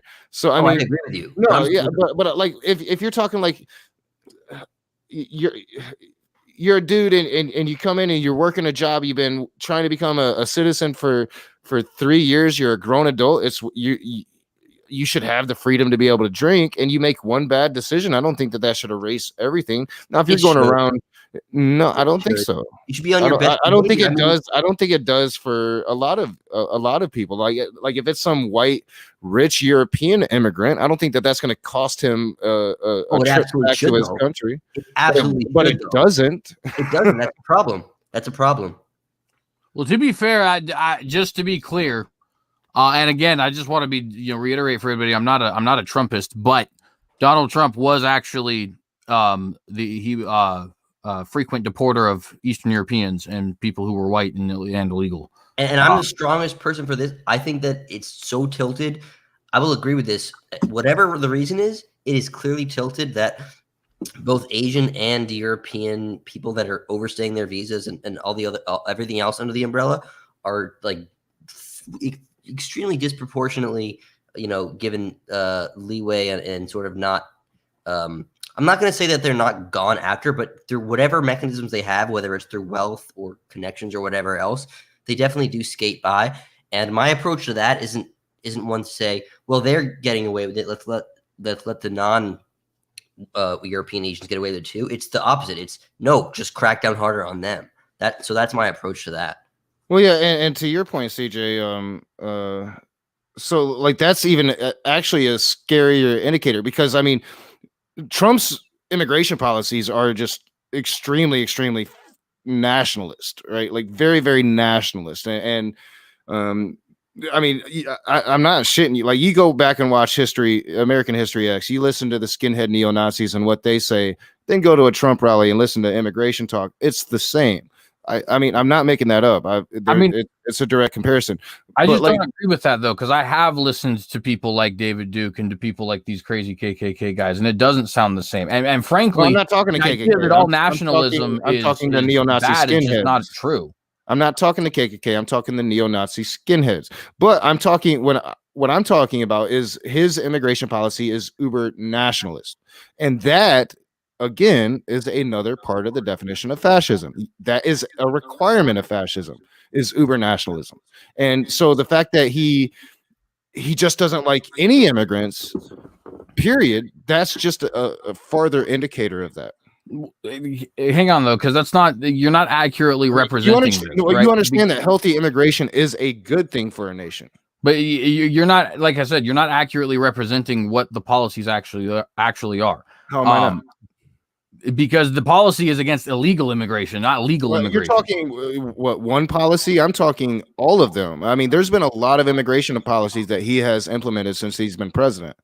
There hasn't been anything even close to anything that would be considered uber nationalist when it comes to legal immigrants, though. They're like people will say there's been a Muslim ban, but it wasn't a Muslim ban. In fact, only 6 of the 7 countries were majority Muslim. The biggest Muslim countries, including Egypt, Saudi Arabia, Indonesia, were back from the list. He has pretty much literally shut down our southern border. He has taken away legal immigration. He has attacked legal immigration. I can't remember the name of it, but it's pretty much the same immigration that Melania Trump used to become a citizen of the United States.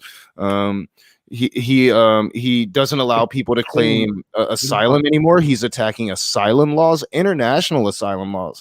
On a wide level. I don't know where you're getting your information about his immigration policy, but his immigration policy is absolutely atrocious, and the entire world agrees with that. The entire world is breathing a sigh of relief because he's gone, and we can revert back to the entire world.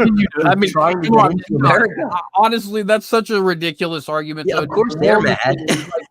That's the very thing that plays into Trump's hand in the first place, is because the world has been relying on the United States to be nanny state for them for so long.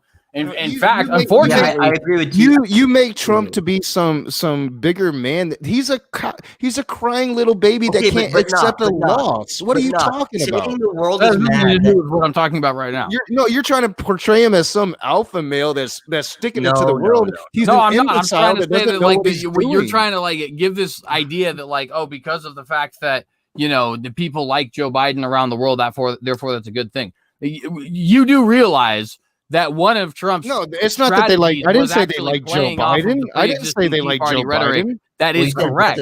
I didn't say they like Joe Biden. I said that they're hold on. So that's not what you implied when you said they were breathing a sigh of relief when Trump was gone. Of course, that's what you were. No, I mean, who else is going to be replacing him? It could be a fucking dog, CJ. Trump's gone. It couldn't be. Yeah, but it couldn't be. David Duke. Okay, wait, but knock. You would agree that like if Harvard said we're making our college even harder to get into, and you were like, oh, college applicants around the world are enraged. No shit. Like that doesn't mean that Harvard isn't doing it in good faith for their own college. So to say like, yeah, everyone trying to apply to Harvard. Harvard doing it in good faith. Are you talking about the school that has a legacy program? Oh, come on. It could be. If you're rich and stupid, you can get into Harvard and get a degree from Harvard, like George Bush. I used Harvard obviously as just the first college. It could be any college. I'm actually for free college, honestly. Okay, fine. I think it should be a right. Knock. Stop. Like my central point remains the same. If a college says, "Look, we were too lenient in our application process. We're going to be a little more strict," and then in response to that, you say, "College applicants around the world are now enraged." Well, no shit. It's hard for them to get into this. Why do you always use these stupid ass analogies? That's a good analogy because the whole point. How is that analogy wrong? It's stupid. How? You're saying that people trying to get into the country are mad that now it's harder to get into the country. A lot of those people are trying to get into the country legally and they can't. Well, okay, that's still the point. Making it more strict doesn't mean it's impossible. A lot of those people are running from nightmares and they're claiming asylum, and he's rejecting them at the border. Well, no, come breaking international law. Now you're just like using emotion. Now I'm what? I'm telling the truth. No, that's what's happening on the rest of the world. The rest of the world. The point was the rest of the world doesn't like Trump's immigration policy. Well, it makes sense. There's a lot of other stuff they don't like about Trump. It intuitively makes sense. It intuitively makes sense that when a bunch of people are trying to get into some kind of institution or country and it becomes more difficult for them to do so, they're going to get mad whether or not it's a justified, increasing of criteria to get in. Whether it's good or whether it's justified or not, they're going to get mad. They want to get in. They don't care about. So it's okay if it's unjustified? No, I'm just saying using the fact that they're mad about it doesn't have anything to do with it. No, I'm not. I made a statement that Trump's gone and the rest of the world is breathing a sigh of relief. That was my statement. Yeah, because they're dying to get in. They're waiting at the door, begging to get into our country. Well, and frankly, I want to be clear. Like, I don't give a damn what the European Union and China cares, about who's our president. Like, frankly, that's an argument for the president, not an argument against the president, because they're all a bunch of crooks. Not really. It's a damning argument against this president of the United States that he didn't even have, like, he couldn't even work with our allies across the world.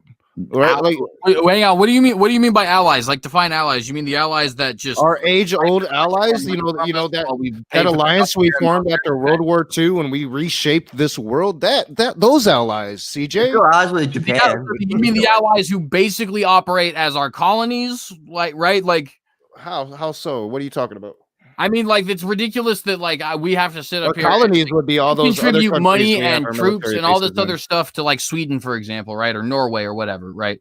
And we have beef with Russia, for example, because of some beef that they have with Norway. Which, I mean, what has Norway ever done for us? I don't give a damn about Norway. Like, literally, solve your own problems, and now they get their universal health care, and they get their universal education, and they get all their kind of stuff. I thought you didn't like communism, right? But you what? So no, you're actually. I would agree. I don't think that we should be over there. Honestly, I don't think that we should have military bases all across the world. I don't think we should have half the military that we have.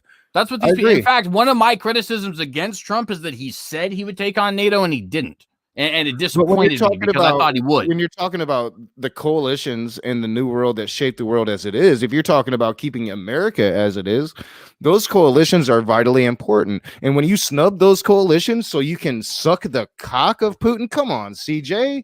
I mean, you think that's not at all what happened, though. That's Oh, it literally is not what what happened. happened. In fact, once he did again, everything a that criticism Putin that I wanted have him to levied do. against. No, a criticism that I personally have levied against Donald Trump multiple times is his inaction towards making peace with Russia, because he said he would, and he didn't.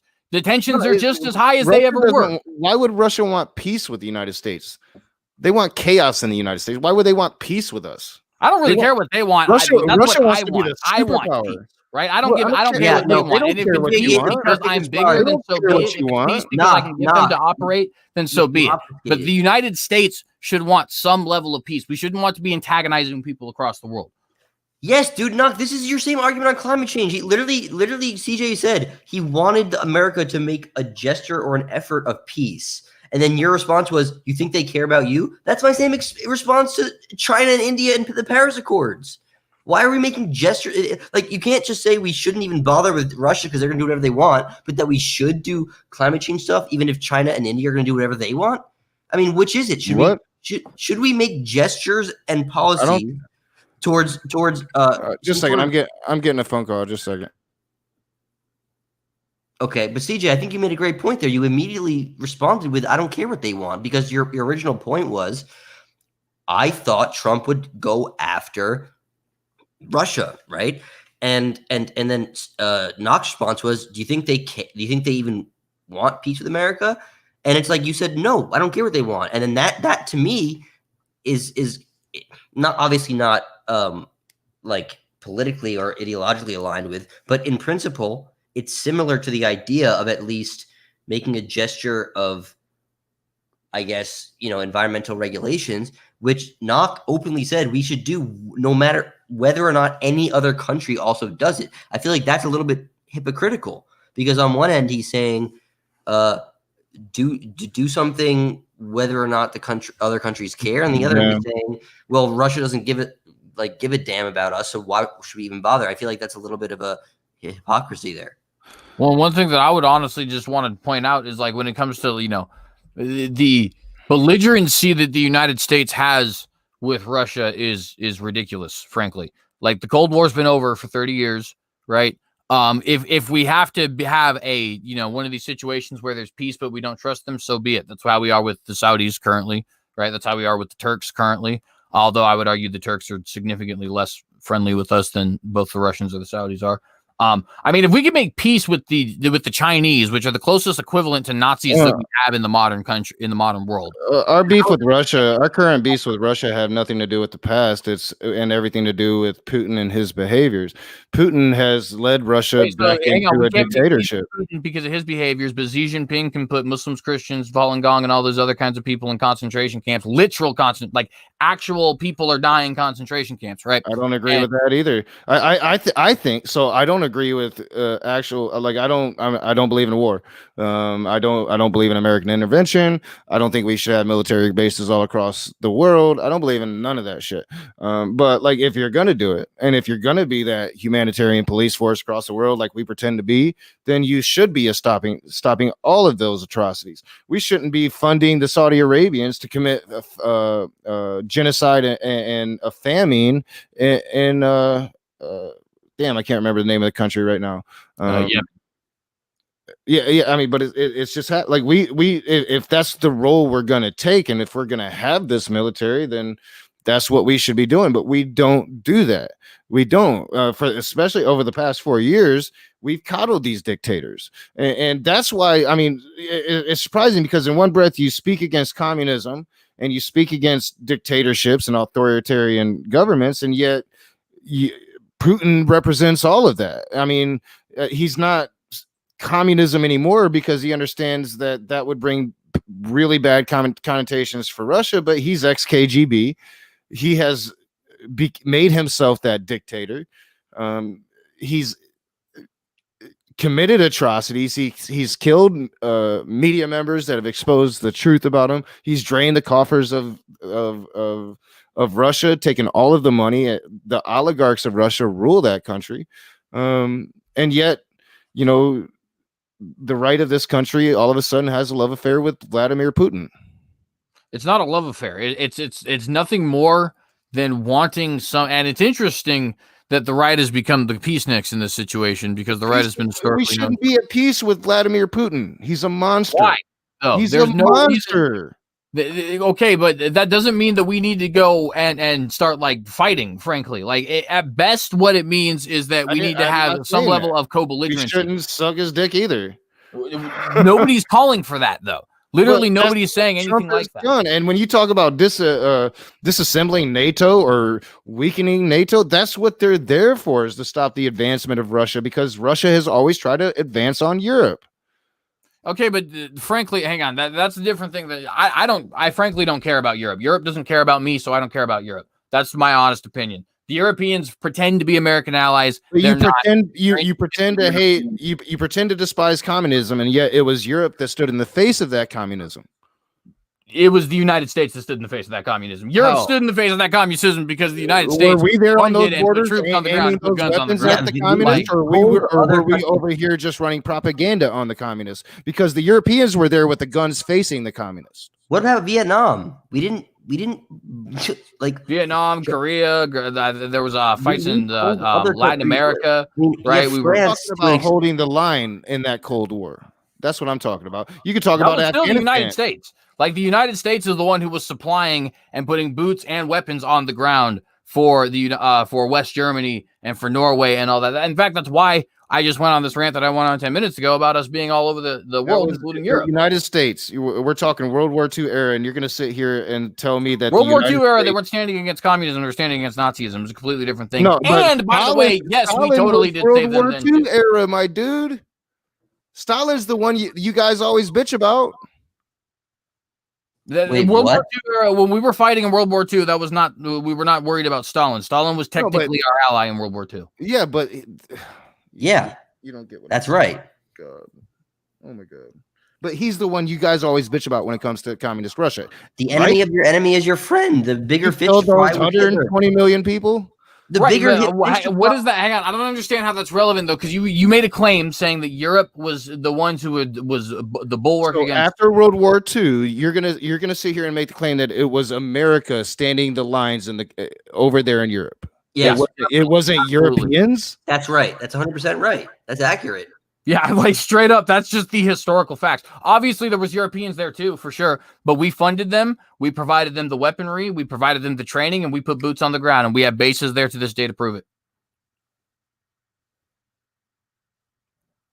I don't think you're understanding my question. So you made the claim that Europeans didn't do anything. Well, communism started in Europe, so it makes sense that like they would be the first. Any idea is going to be opposed initially around. Well, it didn't start in Europe. It started in Russia. Well, and to be fair, I didn't say they didn't do anything. I said that the United States, when you said that, who do you think stood against communism? I said the United States. Didn't Karl Marx, wasn't it in Germany? It started with Engels and Marx. Maybe you're right. Yeah, you're right. But either way, like there was opposition within Europe, but the biggest force, the biggest international militaristic force that took a true stand against it, I think, was America after World War II for sure. Well, no, without a doubt. Like America was the one left standing. We took advantage of World War II. We created our industry without a doubt. Without a doubt, we had troops there holding the lines as well. But no, like the claim that I heard was like, "Fuck Europe, they didn't do anything." And like Europe like literally threw themselves at the communists. My reason for discounting Europe is because Europe doesn't care about the United States currently. Europe is interested. In fact, Europe isn't even interested in all the different parts of Europe as the fight over the Brexit. Does the United States really care about Europe, though? Well, I mean, to be fair, let's quit pretending we're this like giant global country, right? Of the Europe plus America plus Canada. We're not. We're separate nations. Let's act like it. Of course, the Christians want us to stop pretending it's the new world, but it's the new world. There's global alliances. The world is shrinking. We communicate with each other now. We visit each other now. There really isn't parts of the world we don't go to now. It's a new world, CJ. Okay, there's no such thing as a new world, though. Humans will always be the same, right? And this is the point I was trying to make when I was talking to you and Rage, or you and John, rather, right? It's a new world than it was just 130 years ago. Okay, it is in some ways like it is in technological ways. It is in certain ways, as in like I can talk to a Chinese person, much easier than somebody in the 1790s could have, right? But if we're talking about like the actual like fundamentals of being a human being, and this is exactly the thing that I was trying to get at when we were talking to you, when me and Esther were talking to you and John Peterson, right? We are allegedly so advanced, right? And yet we're killing people in more proficient numbers. We're eliminating family units. We're starting to glorify things like crime and criminality again, right? So on and so forth. And obviously the 20th century is the perfect example, because in the 20th century, we killed each other in mass amounts in World War I, plus World War II, plus communist dictators, plus fascist dictators, plus Nazi dictators, which is technically a subsect of fascism and not pure fascism, plus all the different wars we fought, and so on and so forth, right? We could go on forever. The Baaths in Iraq killing the Kurds and just etc. Killing more people in the 20th century than existed before the year zero. I would love to follow up when you're done. Yeah, just the point being that like we're not gonna come together and sing this great global kumbaya and be all friendly and go like Star Trek and observe the different planets. It's just not gonna happen. Humans are disgusting little wretches, and we always will be, and that is why we prepare the way that we do, with militaries, with borders, and things like that. Your God tells you that's what we are. No, reality tells me that's what we are.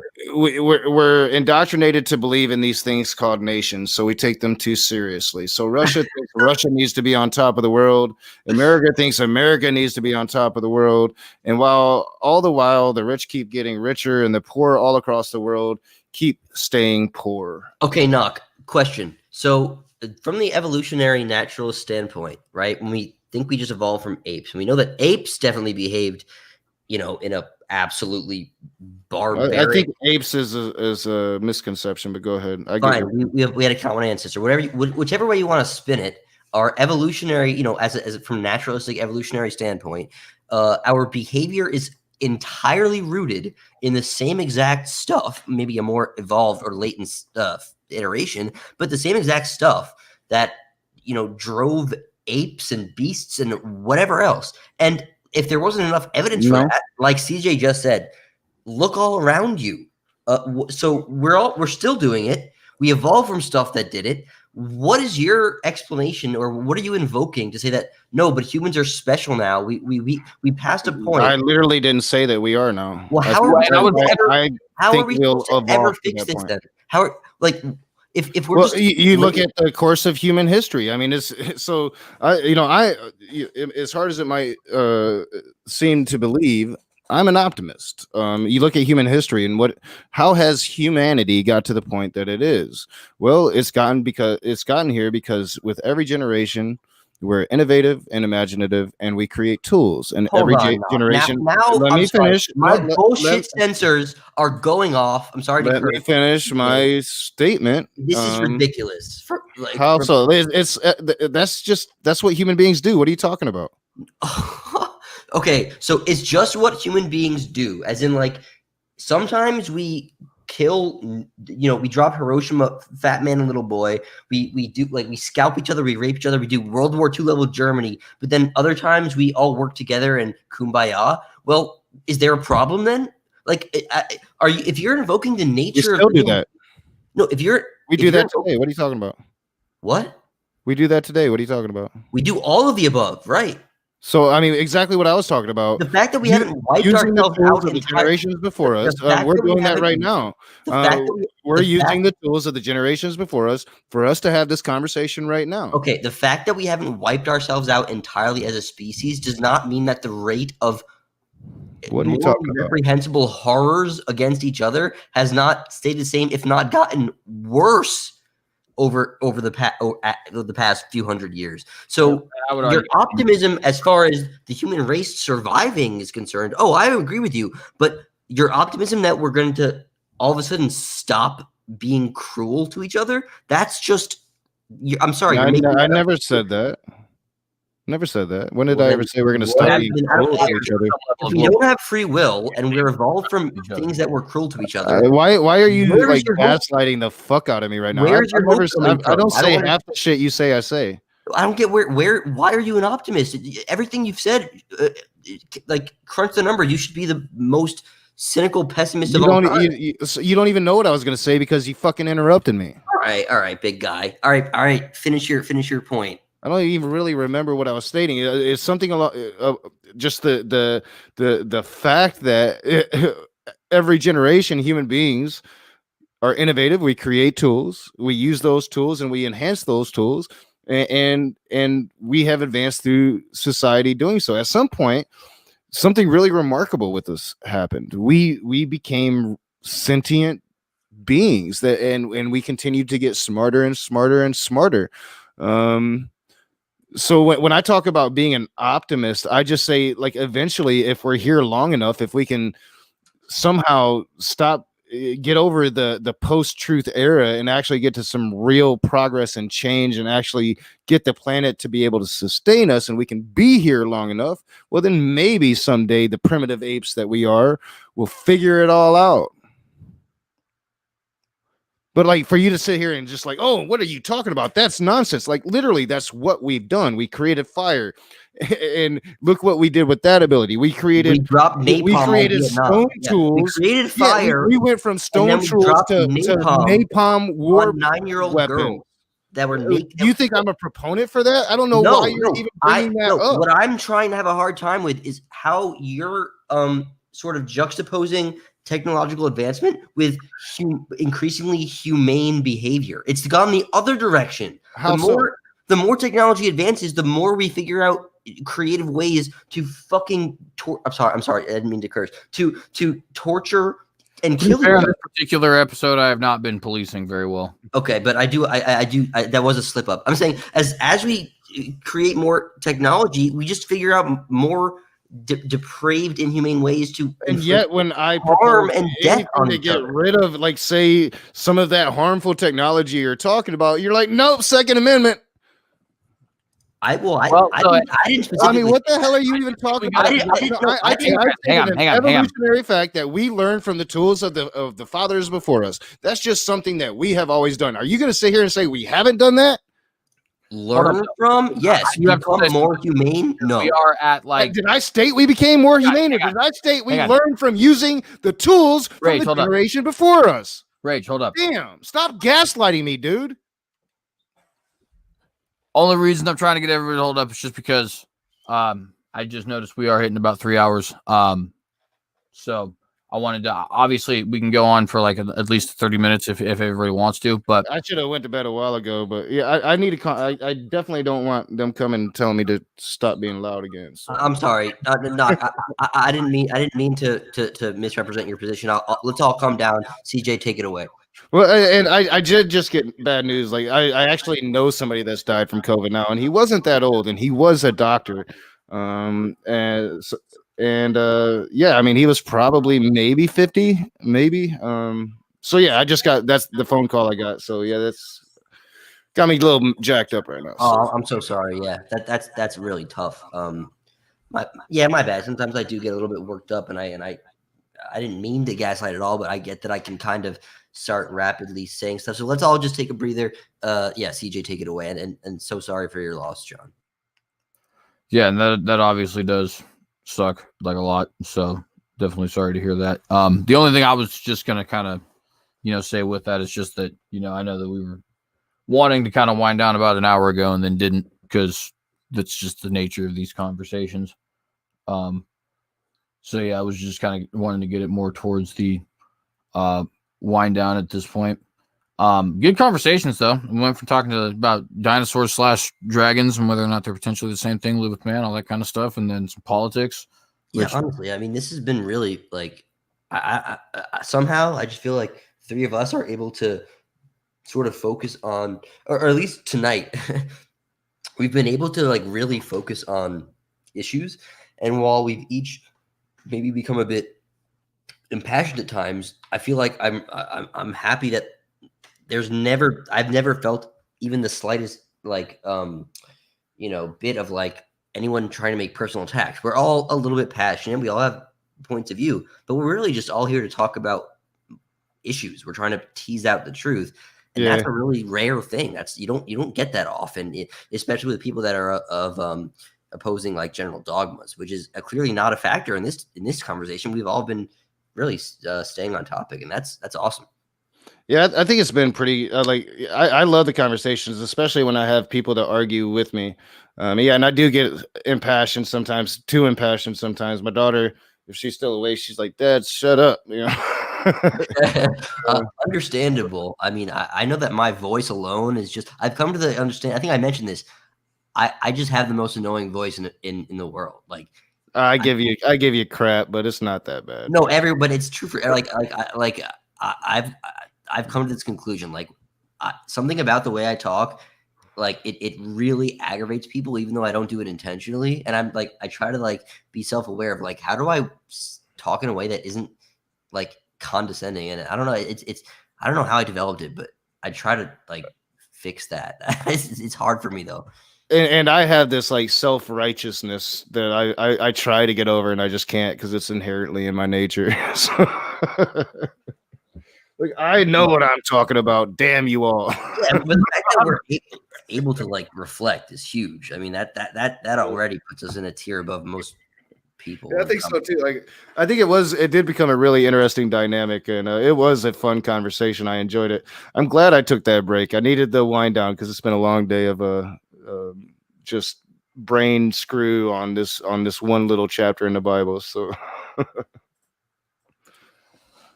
yeah, looking forward to that actually. Which, by the way, those of you in the audience who may or may not have heard, me and Rage will be debating tomorrow on his channel on the question: was Ezekiel's tire prophecy fulfilled, namely the prophecy of Ezekiel 26?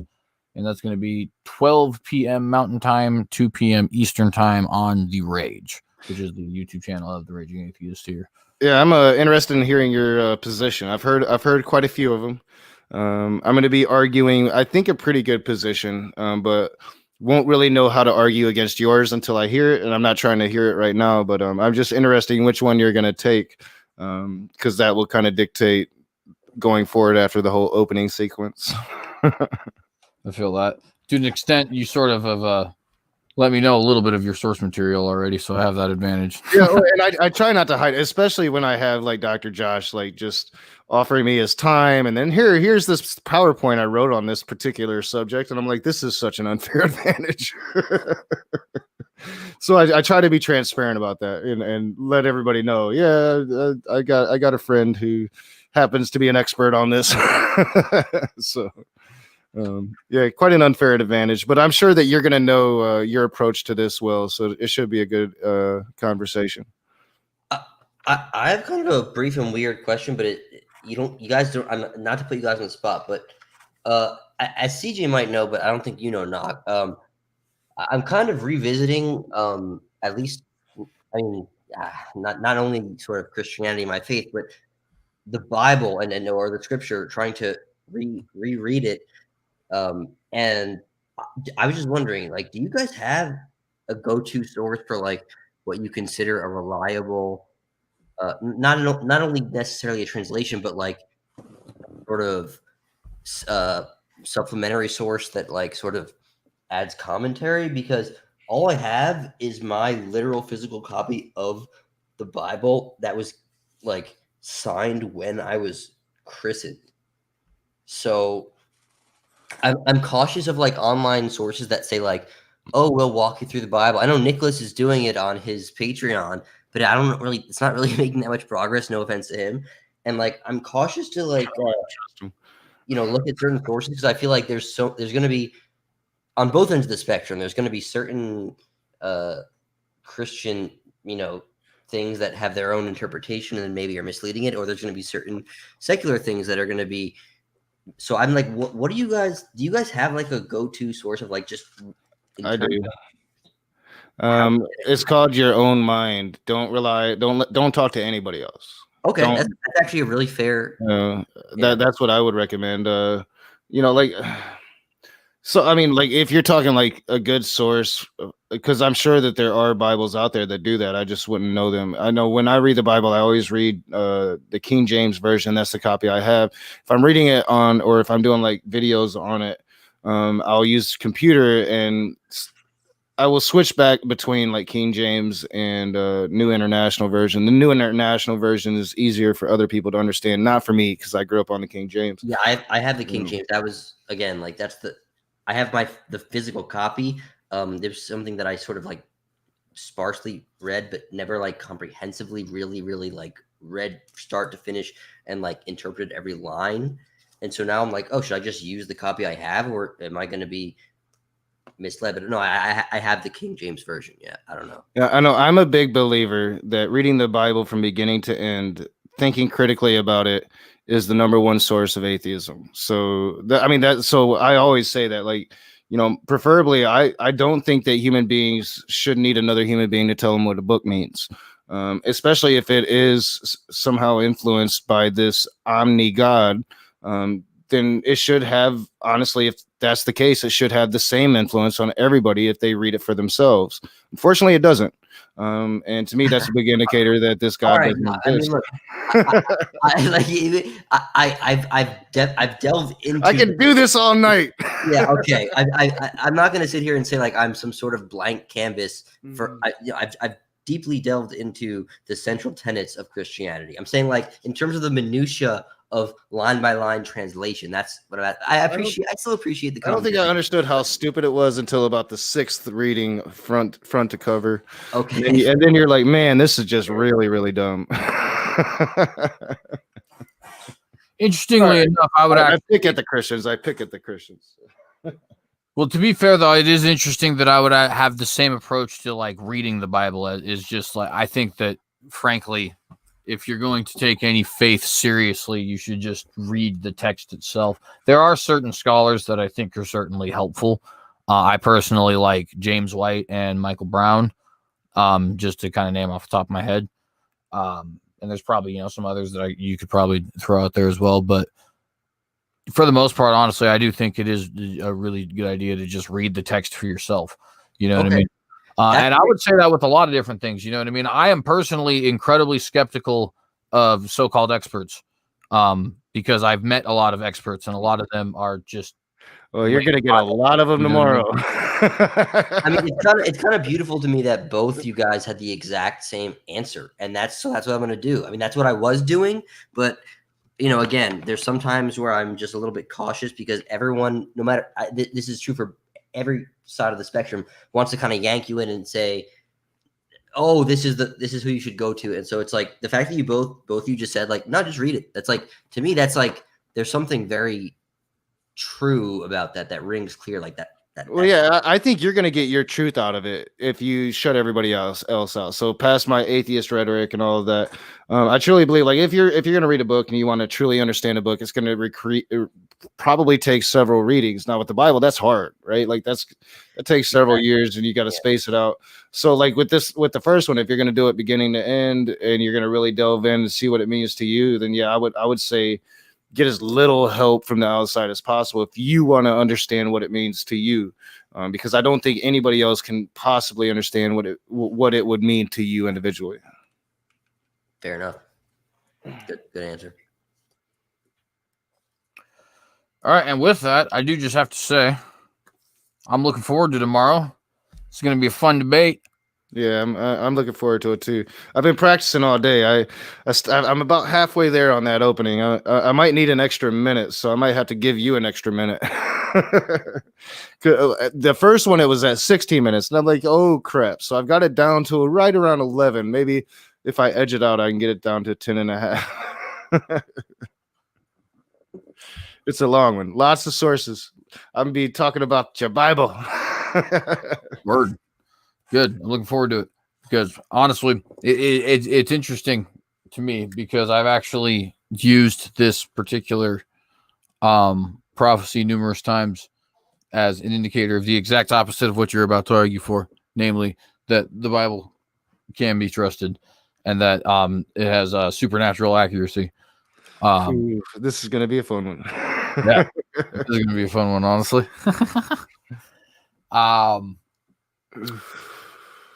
With that, I mean, I don't really got anything else to say, I guess, except for maybe just a shameless plug here of this painting behind me that I think is super dope. That has nothing to do with me at all, but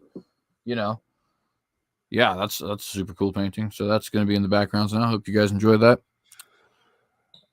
I'm not wolf? sure.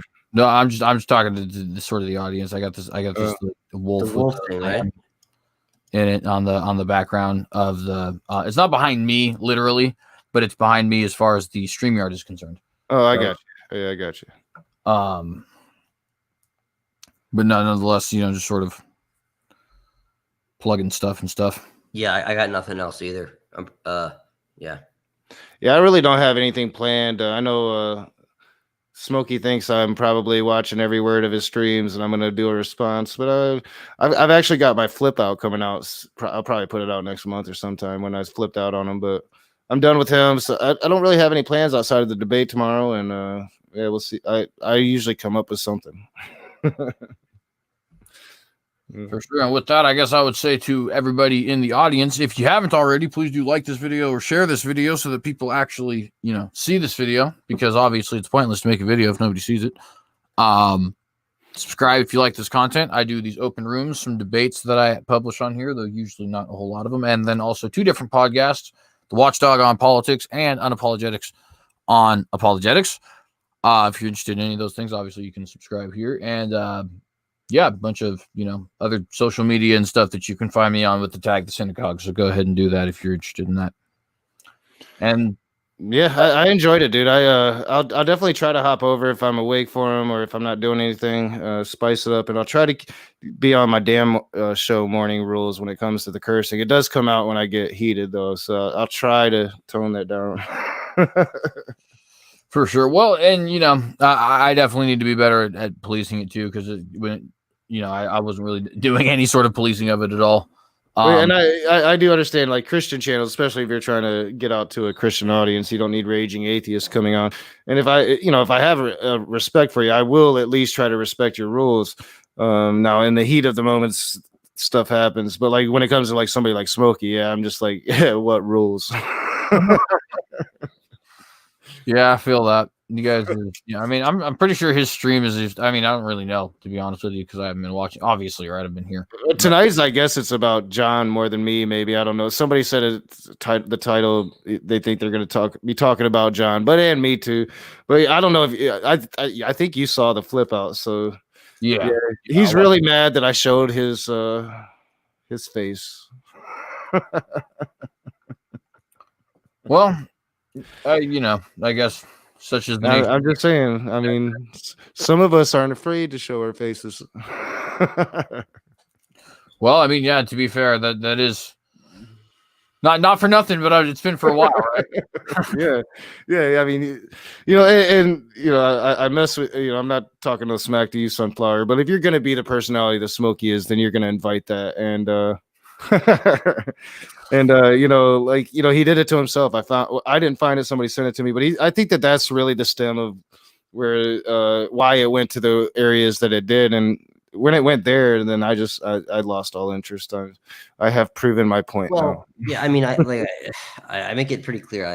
I'm not interested in divulging personal information, but I don't have I don't know. It's just, I feel like it's you don't really have a social presence, really. So, and for some people, it is a nervousness thing. You're more comfortable. It's definitely more comfortable when the camera's off. I ain't gonna lie, even for me, and I've been doing this for a long time.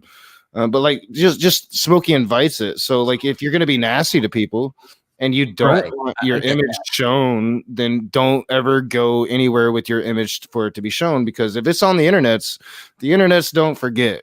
I totally get that, and for me, it's just more like it's like even any level of the way they say things you don't talk about at dinner or whatever, politics or religion. For me, I'm just paranoid that any political statement I make, even if I say I don't think that Trump is as bad as people say he is. In my mind, I'm thinking worst case scenario, all of a sudden I'm getting flamed bombed. So I would stand by everything I say. I would just say that I'm so hyper paranoid about any small thing that that's why I just sort of stay hidden. But I'm not to the point where I'm desperately trying to conceal my identity. Like people out there are crazy, dude. I ain't gonna lie, and I bring a lot. I bring a lot of what I get on myself, but like people just, I don't know, like too much information. I mean, we live in that information age, and I just think that some people just get overwhelmed, wires get crossed, and man, there's some crazy people out there that's willing to just do crazy. I mean, we mentioned John Lennon earlier, and just look what happened to him. That was way back in the day before all this modern crap came along, so like exactly, people are crazy sometimes, man. You got it. So I understand it, I do. I have a lot of respect for anyone that is in even the remote, a remotely political or religious or whatever field that is willing to get on camera and look at the camera. I mean, I have like serious respect for those people. I'm not one of those people that says like, oh, like, why would you do that? I'm like that. Well, that is very much proof that you stand by what you believe in. I'm just like paranoid and cautionary, but I'm not.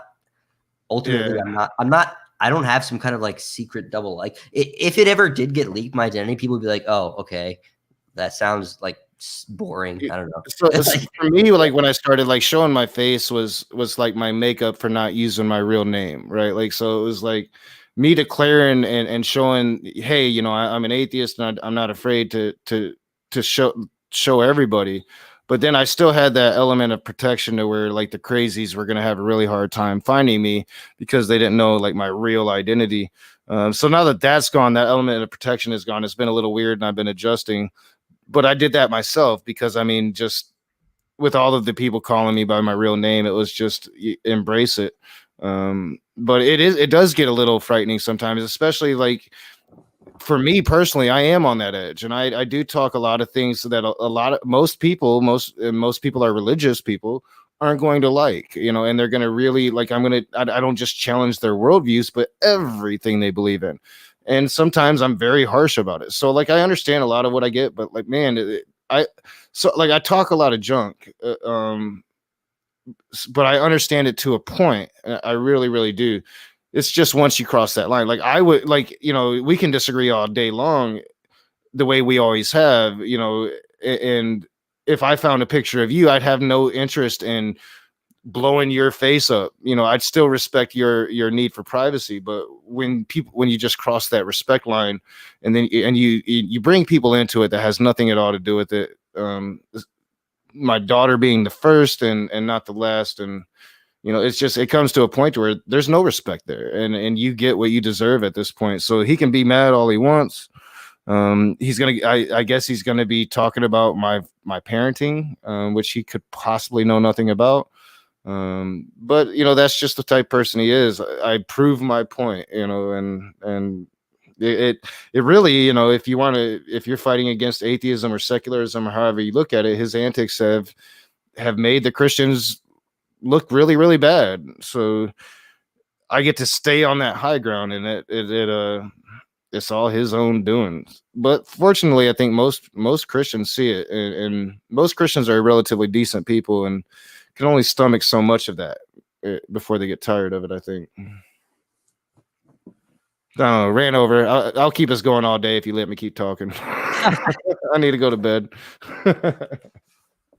Yeah, for sure. Well, and I think I need to get some dinner in me too. I'm starving. I say go to bed, but I can't possibly go like straight to sleep. I got to do that little wind down thing, and then I'll go to bed. Yeah, right. But if you don't mind, I would love to like, just cover maybe even just highlights of this, but like maybe promote the channel, let people know that you're doing this, but just show a relatively positive, like amongst people that respect each other. It can get heated, and you can still leave it and have a positive conversation and a heated conversation and still be good. Yeah, absolutely. Feel free. I agree. Yeah, for sure. I mean, yeah. Awesome. So yeah, I'll let you do your final thing, CJ, and I'll mute up and shut up. Yeah, for sure. Well, I already kind of, let everybody know about all the different, social medias and such. Literally any social media at this point, you can find me on. I am on Twitter, Instagram, Parler, Gap, Minds. Just made a Rumble. Like, just look up TheCynicogue. You'll find me. Might not have anything there, but you will find me. And I'm not sure if I'm going to actually have the episode that I was supposed to have last week up tomorrow because I just suck at this. But nonetheless, we'll be back on with a Watchdog on Monday and have a debate with The Rage on The Raging Atheist tomorrow. And again, that's going to be 12 p.m. Mountain Time to 2 p.m. Eastern Time. With that, that's all I got to say for you guys. I hope you have a good rest of your day. Shalom. God bless. And, of course, glory to Jesus Christ.